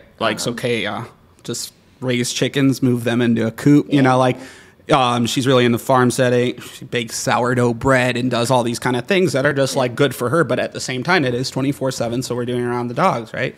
And that's where I kind of do my yoga, my meditation. I look at those as kind of my hobby and self-care kind of things. On top of kicking it, reading, playing Sega. One more time. Our dynamic too is really important to mention because you're balancing. We are coworkers. We don't look at each other like Tom's my boss, I'm his boss. We're coworkers. We're a team. Sure. That's a hard understanding to be with your coworker all of the time. Totally. And then to discuss mistakes, discuss things that are going to be difficult, and not take it into the relationship end. Who's going to handle this, and how are we going to handle that? Those conversations weren't easy at first, but that we've learned how to navigate them in a healthy way. Yeah.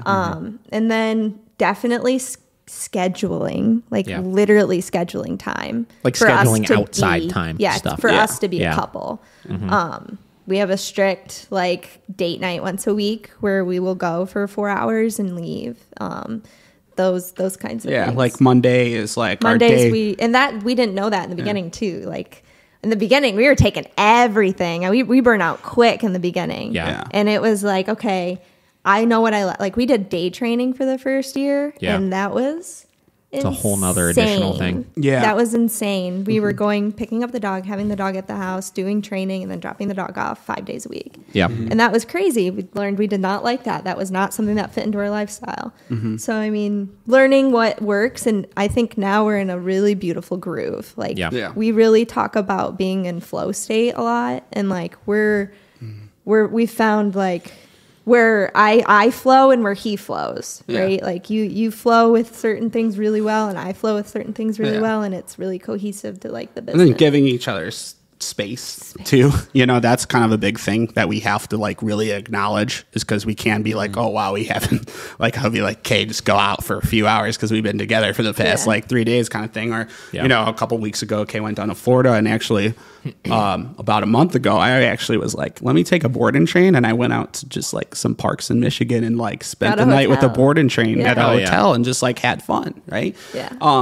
So that's a really cool part of our board and train too, is like we could the do dogs. whatever. The dogs live with us, so like they do the things you guys do. It's nice. And that was like that's awesome. A beautiful opportunity, because like me and the dog stopped in Ann Arbor, walked him through, got some lunch. You know, the dog had car anxiety, so I got to work on his car anxiety going up there. And then like we just enjoyed nature and worked on some of the training and stuff. It was real cool. So, how do you I think like one of the things that when I first started getting involved in the dog training business, and when we had our first company, Heights Canine, is I would find myself because business ownership is very, very kind of like lonely, for a better choice of words. I would find myself, second guessing and questioning myself a lot, and getting myself into like these like dark places as far as just like really overthinking stuff. Right. And I feel like we haven't necessarily had conversations on it, but I feel like you've kind of struggled with a lot of that kind of stuff before as well. How have you kind of helped to mitigate some of those things while still not, because I think the worst part about it was when I would start questioning things or second guessing what I was doing, I couldn't escape it still. Right. So it's not like I could really fully detach from it and go do other things. I needed to kind of sit with it and be okay with that kind of surrounding, and then figure out how I needed to work through it from there. You know? That's a hell of a question, man. It still That's happens. Hell of a question, right? I mean, it still happens. Yeah, it still happens for both of us. And then the what happens sometimes is like we have to navigate that as a couple, right? If I'm having a dark place or Kay's having a dark place, that's where kind of like the couple does need to kick in, right? And be like, all right, support system. But definitely there are those hard would you be talking more about like emotional moments or business moments? Business moments. I mean, I've never been the most like emotional person about things, but like I would definitely get down on myself over like, a lot of like staffing related things, business related things, all the things going on there. I would feel like I just kind of lost control of sometimes. I'll say like when we dropped one-on-ones, I was terrified because I mean, it was our cheaper program, but it was, still additional stream of income. Exactly. And it was a big one. It was 60%. And I was like, this is a huge risk. Like, I run numbers. I know exactly how many one-on-ones we had and how much money it brought in. But, that was scary. And being an entrepreneur isn't a risk in itself. So you get more comfortable with taking risks. In the beginning, like, don't give up. Like that. Once that first year gets past, everything gets a little bit easier. But like, oh shit, it's heavy, it's hard. And when we dropped one-on-ones, I was in a really like shit, Tom. Like, what are we gonna do? Kate. But what ended up happening was the board and train program changed, and things started to pick up with that. You know what I mean? Like, there's always that like scary space, and then the scary space always gets brighter with like. There's always light at the end of the tunnel. It works out. The other week, this is kind of a interesting one, because like the other week, Kay didn't tell me that she bumped the program up to 3,200, and I was like, and then I'm like, an important conversation. Like I got a little. We spoke about it, but then I went higher than we talked about. And I was like, hey, listen, sometimes maybe Tom needed that little push. And I think I wanted to get to that. More confident. I think we do. How long of a program is that for? That my weeks, I don't lock on. It ranges, so we say 3 to 6. Yeah. Okay. I'm going to dogs. I think 3 to that's 6 is unbelievably fair, first off, if you're going to potentially keep a dog for 6 weeks. Appreciate Unbelievably that. fair. Appreciate that. Along with all of the things that come along with the package. Yeah. And my whole thing with pricing was always like, you know, like obviously, like I just had like Krista just asked me the other day. She's like, "Should we raise prices?" I was like, "Because we're really busy right now." I was like, That's "I don't really, but I don't really want to at this point because I think you hit a certain point with your pricing where like once you get past for the board and train program, like that like mid 3,000s range, you start becoming not accessible to everybody. Exactly. Yeah. Exactly. You know what I mean? And that's why I want to stay small as well because I don't want to. I want to charge a price that I can live off of. Yes. But I don't want to charge a price that it's fair people for the work. Like where I live in rural. Yeah. Freaking word. Rural area. I hate it. Yeah. It's a hard. Can't it is a hard afford me, right? Like 100%. I want to try and get to that community. Yeah. who Most need people, if they really needed a board and train, can put that on a credit card. Not condoning that. Listen, I'm Mr. Anti-Debt over here. But most people, if they really needed to, could afford that. Once you start getting to $4,000, $5,000, that's a big fucking investment in a dog. Yeah. You know what I mean? Like that's a big investment. Yeah. But like as far as those dark plate, you know, like now we have this kind of dynamic where it's like she pushes me, and I push her. I push you hard sometimes, but like, but we have that ability to kind of like help each other overcome that. But then at the same time, we make sure we're taking our separate journeys and like, you know, being our own individual and figuring that out on ourselves a little bit. Right. Yeah. That's where like That's something Tom's been really good at because I can get really lost in work. Like I could work. She's like high fun. Yeah, like you are high drive. Like you go. Like she'll do computer. You can say work. it's high functioning anxiety. Yeah. But you do a good job at it. Where I'm like, you know, easy. I try to be as easygoing as possible because you know, this is a marathon. It's not a race. Yeah. And mainly, it's life. You know, I want to enjoy it. I want us to be happy about what we're doing, and that's at the end of the day the most part. And if we are feeling like we're hitting those dark places too much, then we try to find a way to really adjust the situation. Right? Burnout's like been a huge one. COVID really, I mean, it depressed me. Like I had the dogs to work in the board and train, but then I'd be like, what am I doing with myself? Right?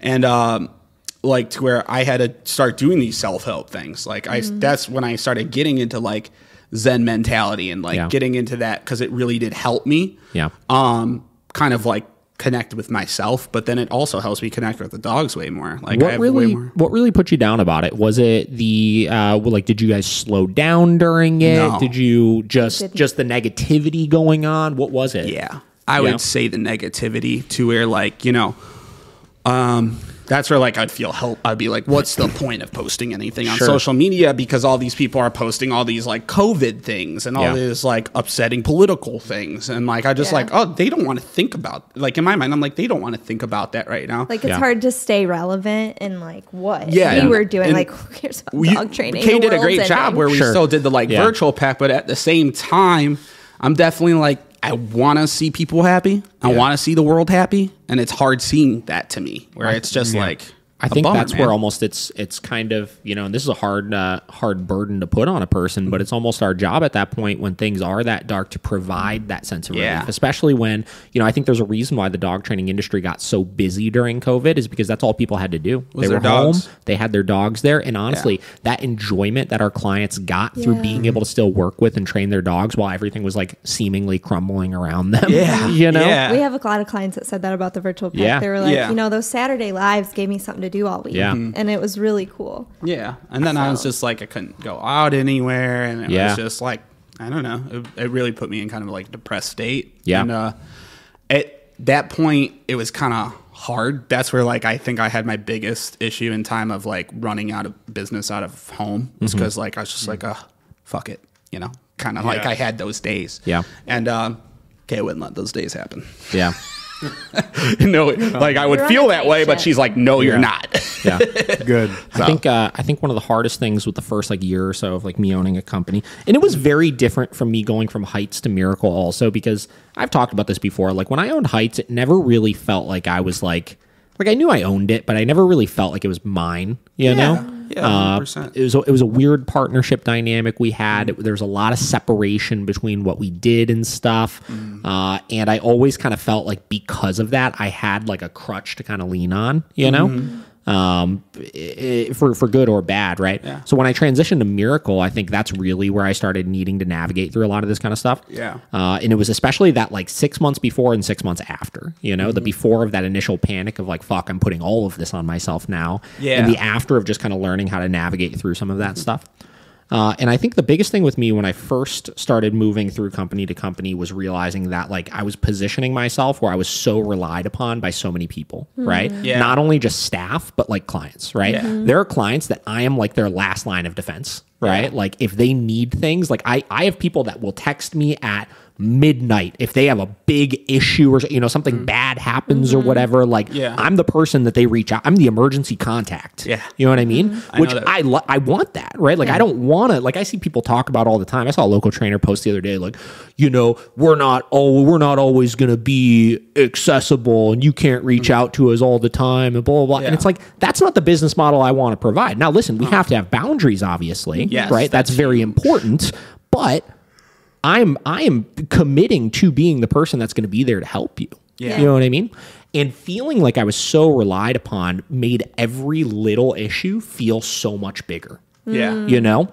And I think for me, once I realized that one, those little issues weren't quite as big as I was making them seem in my head, and two, all of those like dark, hard places of like something big is happening, something's changing, et cetera, really was just me finding a hole in things and needing to find a solution for it, and knowing that those solutions were going to make everything so much easier in the long run really helped me to be able to not internalize that stuff anymore. Yeah, I think, you know, where you're first off, where you're mentioning boundaries. When it comes to your question about early on dog trainers, that's the biggest mistake I feel a lot of us make, is because, you know, they just see you as that person. You know, like you could call or text, but at the same time, like, you know, Mondays is our day where even if we let our clients know, even if they go to text us, we're not responding till Tuesday. Sure. Like we need that space, right? Of course. And I'm sure, listen, I'm sure if it's an emergency, you're going to get back to it, right? Yeah. But like, 100%, you know. Like I will not read the text, like, but at the same time, I feel like, you know,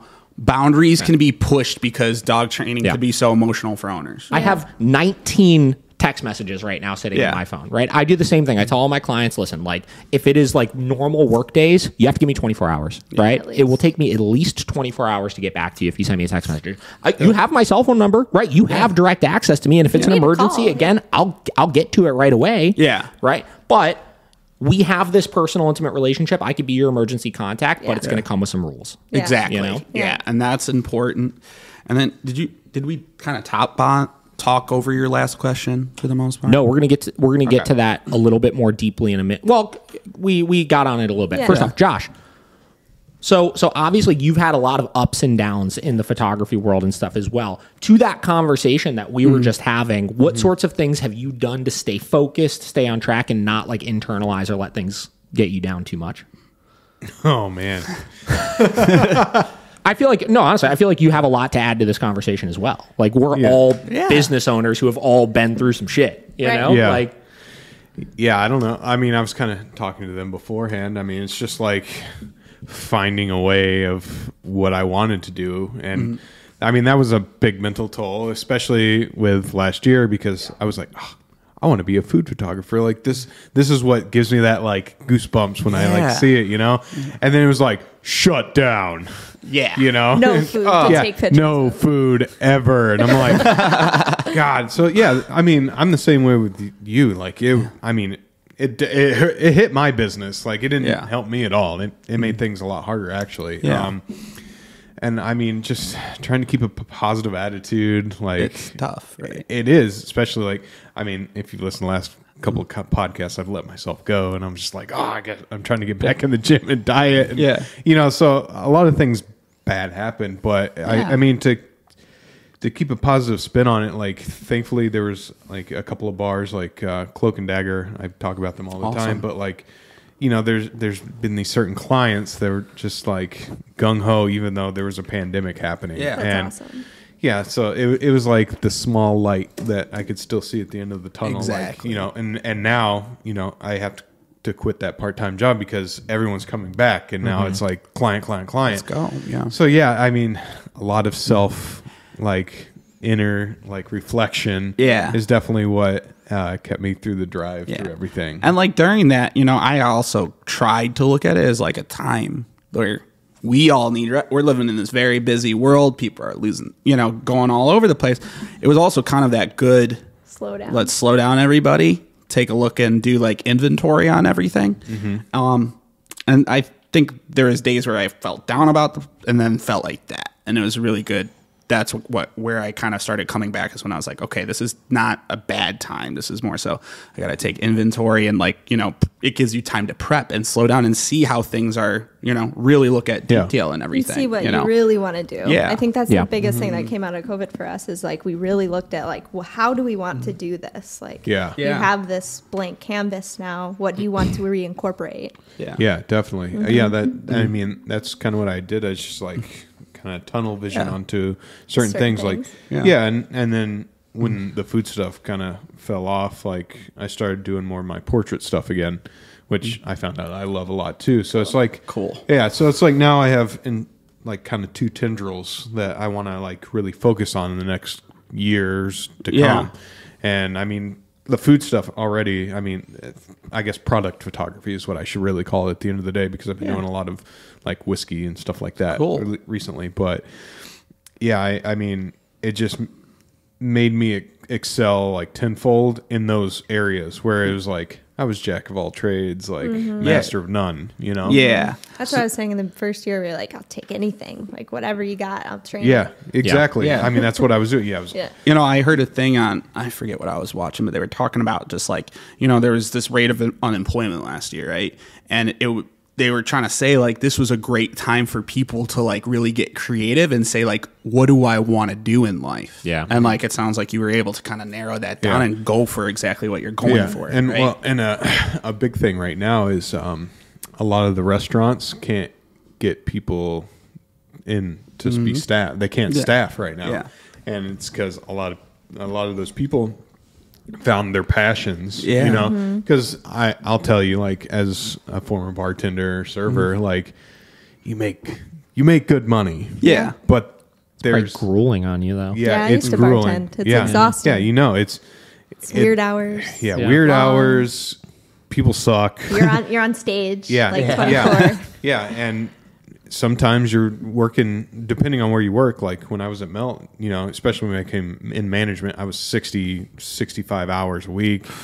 But it's just like not what you want to do, but you're making good money, so you keep doing it.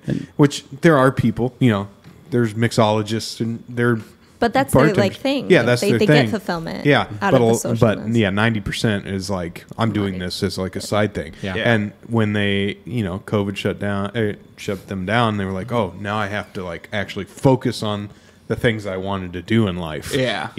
So now it's like they're like. I just read it in Cleveland Scene. It's like we don't, because the draft is coming this week or next week. I don't know which one it is. Yeah. But they're like, we don't know what we're going to do because we don't have enough people. And that's crazy to think about. Yeah. Like how, like I was talking about this with Leanne yesterday. We did a lesson with Hobbs, and like she was telling me the same thing. They're looking to expand and open a brewery and do all these other things, and like they're just having a hard time staffing for even the Pompadour right now. Yeah. And And Drew was saying too. I mean, I think this is like a weird tangent out of everything, but at the end of the day, I think it just kind of sheds light on how shitty the restaurant industry is, on how just unappealing to their just in general. Like it forces you as a business owner to ask yourself, like, how do I make this job more appealing for people? Like what things are holding people back from applying? Well, 100%. I mean, I did that over maybe about a year ago or whatever it was, or it was probably right before COVID. Like, we had a couple of key employees leave, and I asked myself, I was like, like what can I do to make this job the hardest job to leave? Like what can I do to make it better? Part part of that came down to, and honestly, the biggest one, raising our minimum wage, right? Yeah. Raised it to $15 an hour, you know, like People there's are gonna not wanna many work. jobs that you can come in with minimal to no experience and make $15 an hour. Yeah. You know, 100%. Retirement benefits. We started retirement accounts and we That's started doing a awesome. retirement match and stuff like that. Great. And then figuring out ways to make the workload less grueling, you know, like how can we spread these responsibilities in a way where people knew what to expect coming in and didn't feel overwhelmed. I love that. I Yeah. can't You know? wait for that kind of Yeah, like, you did. I mean, strategy. even like from when I was there, you did a great job at like how you treat your staff, and that's huge. Where it's like, you know, you already were doing a good job at like, you know, caring for them, you know, making sure that individual needs were noticed and everything. Yep. And that's awesome. You keep developing that. Well, I you know? appreciate that, you know, and that's the biggest thing at this point. I would say, you know, back to that conversation about, you know, how to work through certain things and stuff. Those are the biggest things I get on myself the most right now, is trying to feel like I'm providing everything I can for the employees, you know? That's awesome. And it's really hard. We had a podcast we did, like it was like our third podcast or something, where we did like we do an annual like boss review, right? Where everybody writes like what they think about how I'm doing, you know? And some of those are really hard to read sometimes, you know, because like you think you're doing that for each everything you other. can, you know what I mean? Yeah. And you think you're doing everything you can to help, and you think you're caring and trying to provide this good workplace, but there's always things you can improve on. Yep, that's right? awesome. And that- figuring out how to detach from that and learn from that and continue to improve. Yeah, Right? and we definitely catch on that That's a a lot good sooner. boss. You know, like being in a relationship, not so much being a boss, but just like we have to evaluate each other at sometimes, and like it's hard because you don't want to carry that and be like, oh, Yeah. you're doing this wrong as a relationship. Sure. And when you do that, sometimes then it's wrong on our part, where it's just like, oh, you're wrong here, and it just like turns into a relationship Yeah. thing, and we don't want that. Yeah. So you know, taking that We have personal out of it is we really have important. Morning meetings. Yeah, little morning meetings, We coffee. sit down meeting. and at this table at this moment we are coworkers, and Yeah. we're going to talk as coworkers and That's critique great. each other. Yeah, and like And then when we leave the table, we will no longer yeah, and I would say like take anything with us. I can't say I've had the greatest leaders to teach me how to lead. You know, and we are trying to lead each other at times. Like, Yeah. I mean, yeah, we don't call each other a boss and it is team, but sometimes someone has to take that leadership 100%. role. And sometimes it's hard in a relationship where you're like, who are you to tell me, right? Yeah. You know, Understood. but it's fun. We do a good job I at it. really I think we learn a lot about it through each other. I can't wait to have an employee and like have those like thoughts, you know, like strategically it's a how whole nother game. ball game. Oh, yeah. like someone relying on me for the livelihood. Holy shit! Like I As can't even past just dogs imagine. relying on Yeah. livelihood. It's nuts. Josh, one point you said that I don't think you're giving yourself enough credit for is you said, you know, when everything happened, you had a couple key companies that just like really took care of you, right? Yeah. I think that was more on you than you think. I think that you took care of yourself and took care of them, which kept them coming around because those people were still paying you. Those people were still clients, and they didn't have to take care. It's not like they were like, "This is my son, and I need to provide for him," kind of thing, right? Yeah. You must have realized at some point subconsciously that you knew that's what you wanted to do, and you knew you needed to give that your all in order to move in the right direction. You know that you wanted to, and that's why they kept you around. Yeah. You know, Definitely. And I mean, even like when I stopped working at Miracle, because it was just like okay, you know, I got to pull the bootstraps on, like put the big boy pants on, like, you know, and put my nose down and grind, you know, whether there was a pandemic going or not, you know, it was like, okay, this is me. This is my business. This is my money. This is my livelihood, you know? And I guess you're right. Like, it's just it was like a huge, I don't know, the caterpillar turns into the butterfly kind of moment, you know? Like a tipping point, right? Yeah, You it was know? a good tipping point. When you're, not that I was against a wall or anything, but it was like, okay, if I'm going to progress forward, it's on me. Yeah. You know? I remember when we got our LLC. Like, we had been doing it like without it, and when we got DL, yeah, The DL. Yeah. shit, but but then we got the LLC, and I was like, all right, Here we are. like we're full boat, like full stream ahead. It's like shit. It's something. I mean, like, you know, I would say like there's that whole mentality we get sometimes, like, oh, the client just loves us as a human individual, but like really we have things to provide them, and they like they're still eat it up, right? Mm-hmm. You know, quite literally they eat it up. You know? So you gotta get your set. You know, no one makes it for your, you know, no one does it for you but yourself. That's a great way, man. Yeah, I mean, like, we develop these relationships with people and stuff, but they're still paying us, and they're still paying us substantial amounts of money for it, you know? And that's something you got to really, you know, respect, but also understand, you know, they're doing this because I am providing something for them, you know, which I think is the coolest part about it. Yeah. Being a service provider is a special thing. Yeah. All right, last point here. So you answered most of the questions. If you were a brand new trainer right now, where would you be learning from? And what would be your number one or number two pieces of advice you'd give them? You need to learn psychology. Number one. Like, yes, there's that dog, and we have that drive to like be like, I want to get into the dog industry. But there is some deep science to it that isn't always acknowledged for younger people, and they don't notice that. Like, okay, treat training. Like, there's a why. There's a why to a lot of that stuff. And if you don't find somebody that's going to teach you that why properly, you're going to be missing out on a lot. Right? It's like taking Psych 101. Like, if you were to go to college for dog training, like, that would probably be one of your first courses in your first semester. Textbook bullshit. Yeah. You know, and like, it's textbook bullshit, but like, it's important. It's necessary. And, you know, you can solve way more problems than you think when you understand, like, you know, like you talked about like learning theory and operant conditioning and stuff, but like when you take the time and really understand like the deep science to classical conditioning, like you're learning about these chains of association and how you can just unplug all these things and rewire it. It's really cool. And then, you know, so taking the time to understand human psychology will help you understand dog psychology a lot more. And getting your hands dirty. You got to work. You got to grab dogs. You got to grab the dogs and learn how to handle them. Where did you start? You started as a kennel tech. What'd you say? If you want to call it that. Yeah. A kennel tech, dog trainer, daycare attendant, groomer, customer service, professional salesman. Yeah, like exactly. The dog training boot camp. That's what I call it when you describe it. Like, you went to boot camp. And I love the idea of being comfortable with your mistakes. Yeah. Like, I think you get a lot of trainers are like, oh, this happened, so I'm just not meant to be a dog trainer. Or like, you know, I'm not, you know, you have those issues and those hurdles, but mistakes are a great thing. We learn from them and we have to continue that. Right. And I would say those two things and self-care so you don't get burnt out because like this industry can take you over very quickly. It's easy to like grind. You could eat it up and be like, I'm a dog trainer. I'm working with dogs every day. And you'll want to do that work. You'll want to go overboard, but like it can drown you pretty quick. Yeah. Right. Yeah. And your dog training is only as good as you are.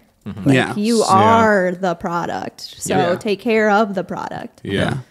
I have a few. Yeah, go for it, man. I'm 2-3 years in now. Okay. And I just want, you guys mentioned like who you learn from.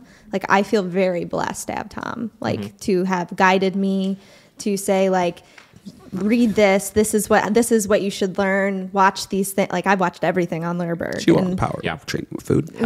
All of that. Like, to this day, the number one resource I tell new dog trainers to check out is that DVD. It's bizarre how good it is. It's bizarre. I mean, it can apply to everything. Yep. And it's crazy. So like that, getting a mentor, probably having someone to guide you through it. That's huge. I think that's key. That was my biggest thing is like finding a couple people in the industry that I knew that I could ask questions. Yeah. Just ask. Yeah, like, just find someone. What I wanted to say too is don't restrict yourself to just a dog training mentor. When you're getting into business and doing this stuff, not just so much business, there's like, you know. I had a business advisor when we started and he helped me set up to get an accountant, get a bookkeeper, get a lawyer. This is what you should do. Your local chamber of commerce. Essential, like, your local chamber of commerce will help you with everything. That's good to know. Want you to be a business owner. Yep. And they will do it for free. Our local chamber of commerce, I don't know why I have to say the whole thing. Our chamber of commerce got me a business advisor for free. The Small Business Administration paid for the QuickBooks classes that I took. They helped me set up my QuickBooks. They helped us get our contracts, find a lawyer, all of those things. Like, I would say, those. Get a mentor for, like, you got to look at dog training like a business. Well, it is a business. Yeah, right? And dog training. I think there's a lot of people like me to where it's like they're unfortunate to not have K, and they don't do all those things. Like, and nothing will crush your business quicker than not having your ducks in a row. Like me, I was just like, I get an LLC and I could start training dogs, and they'll tax me later. Or I asked something, Tom when I met him, I'm like, "Where are your books?" And he's like, "What are you talking about?" What do you mean by books? So definitely, everything's casing.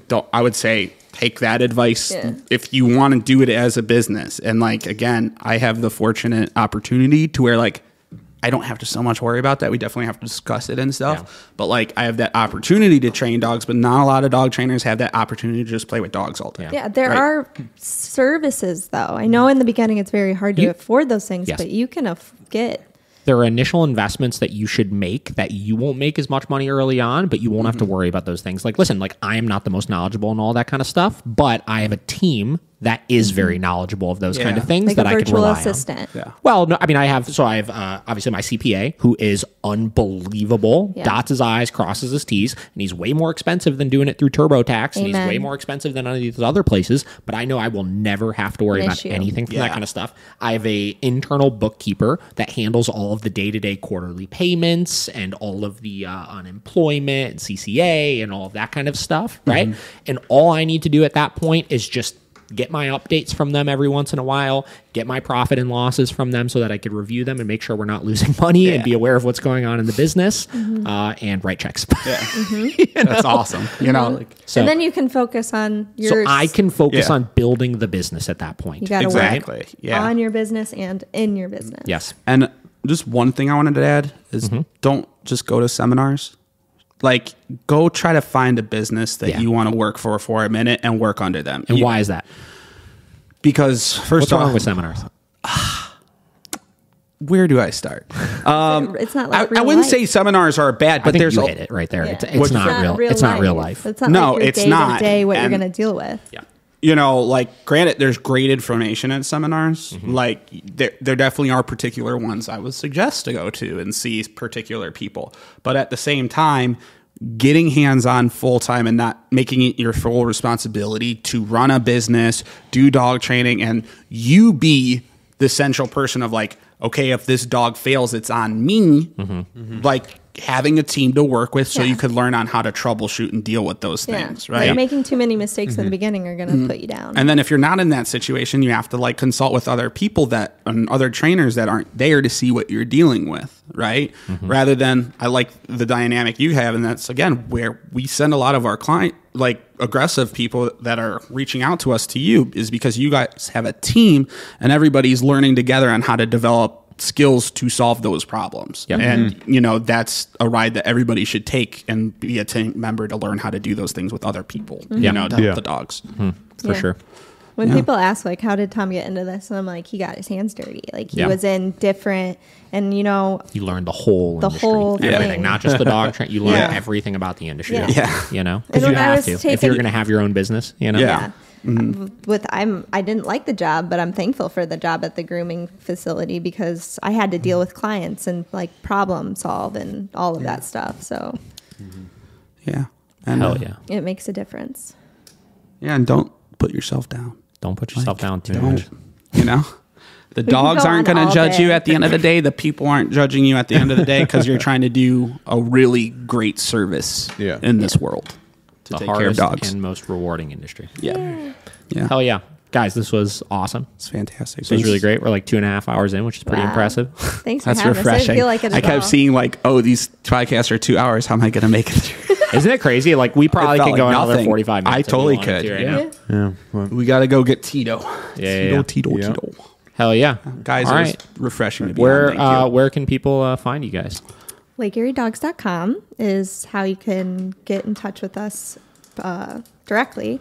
And then we're on all social media platforms at Lake Erie Dogs. It's just Lake Erie Dogs. Yeah, at Lake Erie Dogs. If you want to learn some stuff about homesteading and baking bread. Follow Kay at Kayana Michelle. Kayana Michelle. You didn't bring us any bread. Yeah, what the hell? I almost did. I almost did. told her and too. I'm like, they're "Is that too foodies. strong? They would love Is it too strong? I have one at home. That just means you have to come Next back time. now. Yeah, we would love to. 100%. We would love to come back, man. This is great. Hell yeah. We've been wanting to do the podcast thing for a while, but you guys got the setup, so Hell yeah. we'll just ask. Yeah. Just come on over. You guys got anything? We literally are Make a open segment. every Thursday. Every Thursday morning. Oh, Yeah. and by the way, what you did last week, it was last week with your 2 clients. Oh, yeah. That is the shit that I've been wanting to hear on a podcast is like we even talked about it. Like, what if you interview clients? Because that's how you're going to have the great conversations. And I loved that. Those are great clients Professionals. because they're very, very interested in, like, they're past normal clients as far as being interested in dog training. Yeah. But we've talked about having just like Joe Schmo client come on, and talk about their issues and stuff like that. I think which that's a great very idea. cool. Those are real conversations. Yeah, 100%. Yeah. So, Well, thank you guys. yeah, Doobie. Okay. First thing, it's been in my head the entire like freaking time that we've been talking. But when he was like, "I'm Italian," and like my family, I was just like saw him like in The Godfather, like, yeah, these declines to my come family here on the day of my daughter's I wedding. just Tom Tagliafico, Tom Godfather. I've been watching Sopranos hard, and like I would walk around the house for a while, just like what was it? When they gave us COVID checks, I was going to Kay. I was like, it's like Tony Soprano, just like, here's some money for you, buy yourself a new shirt. You know? I was just like, that's like just how you described it. I was like, that was the most Italian thing you could have ever said. It was so Declines to smooth. like a family. You're like my family. Yeah. Okay, Doobie, where are they going to find you? Josh Dobey Productions Instagram and joshdobeyproductions.com. That's it. David the Dog Trainer, Miracle Canine Training, miraclecanine.com. Okay, bye.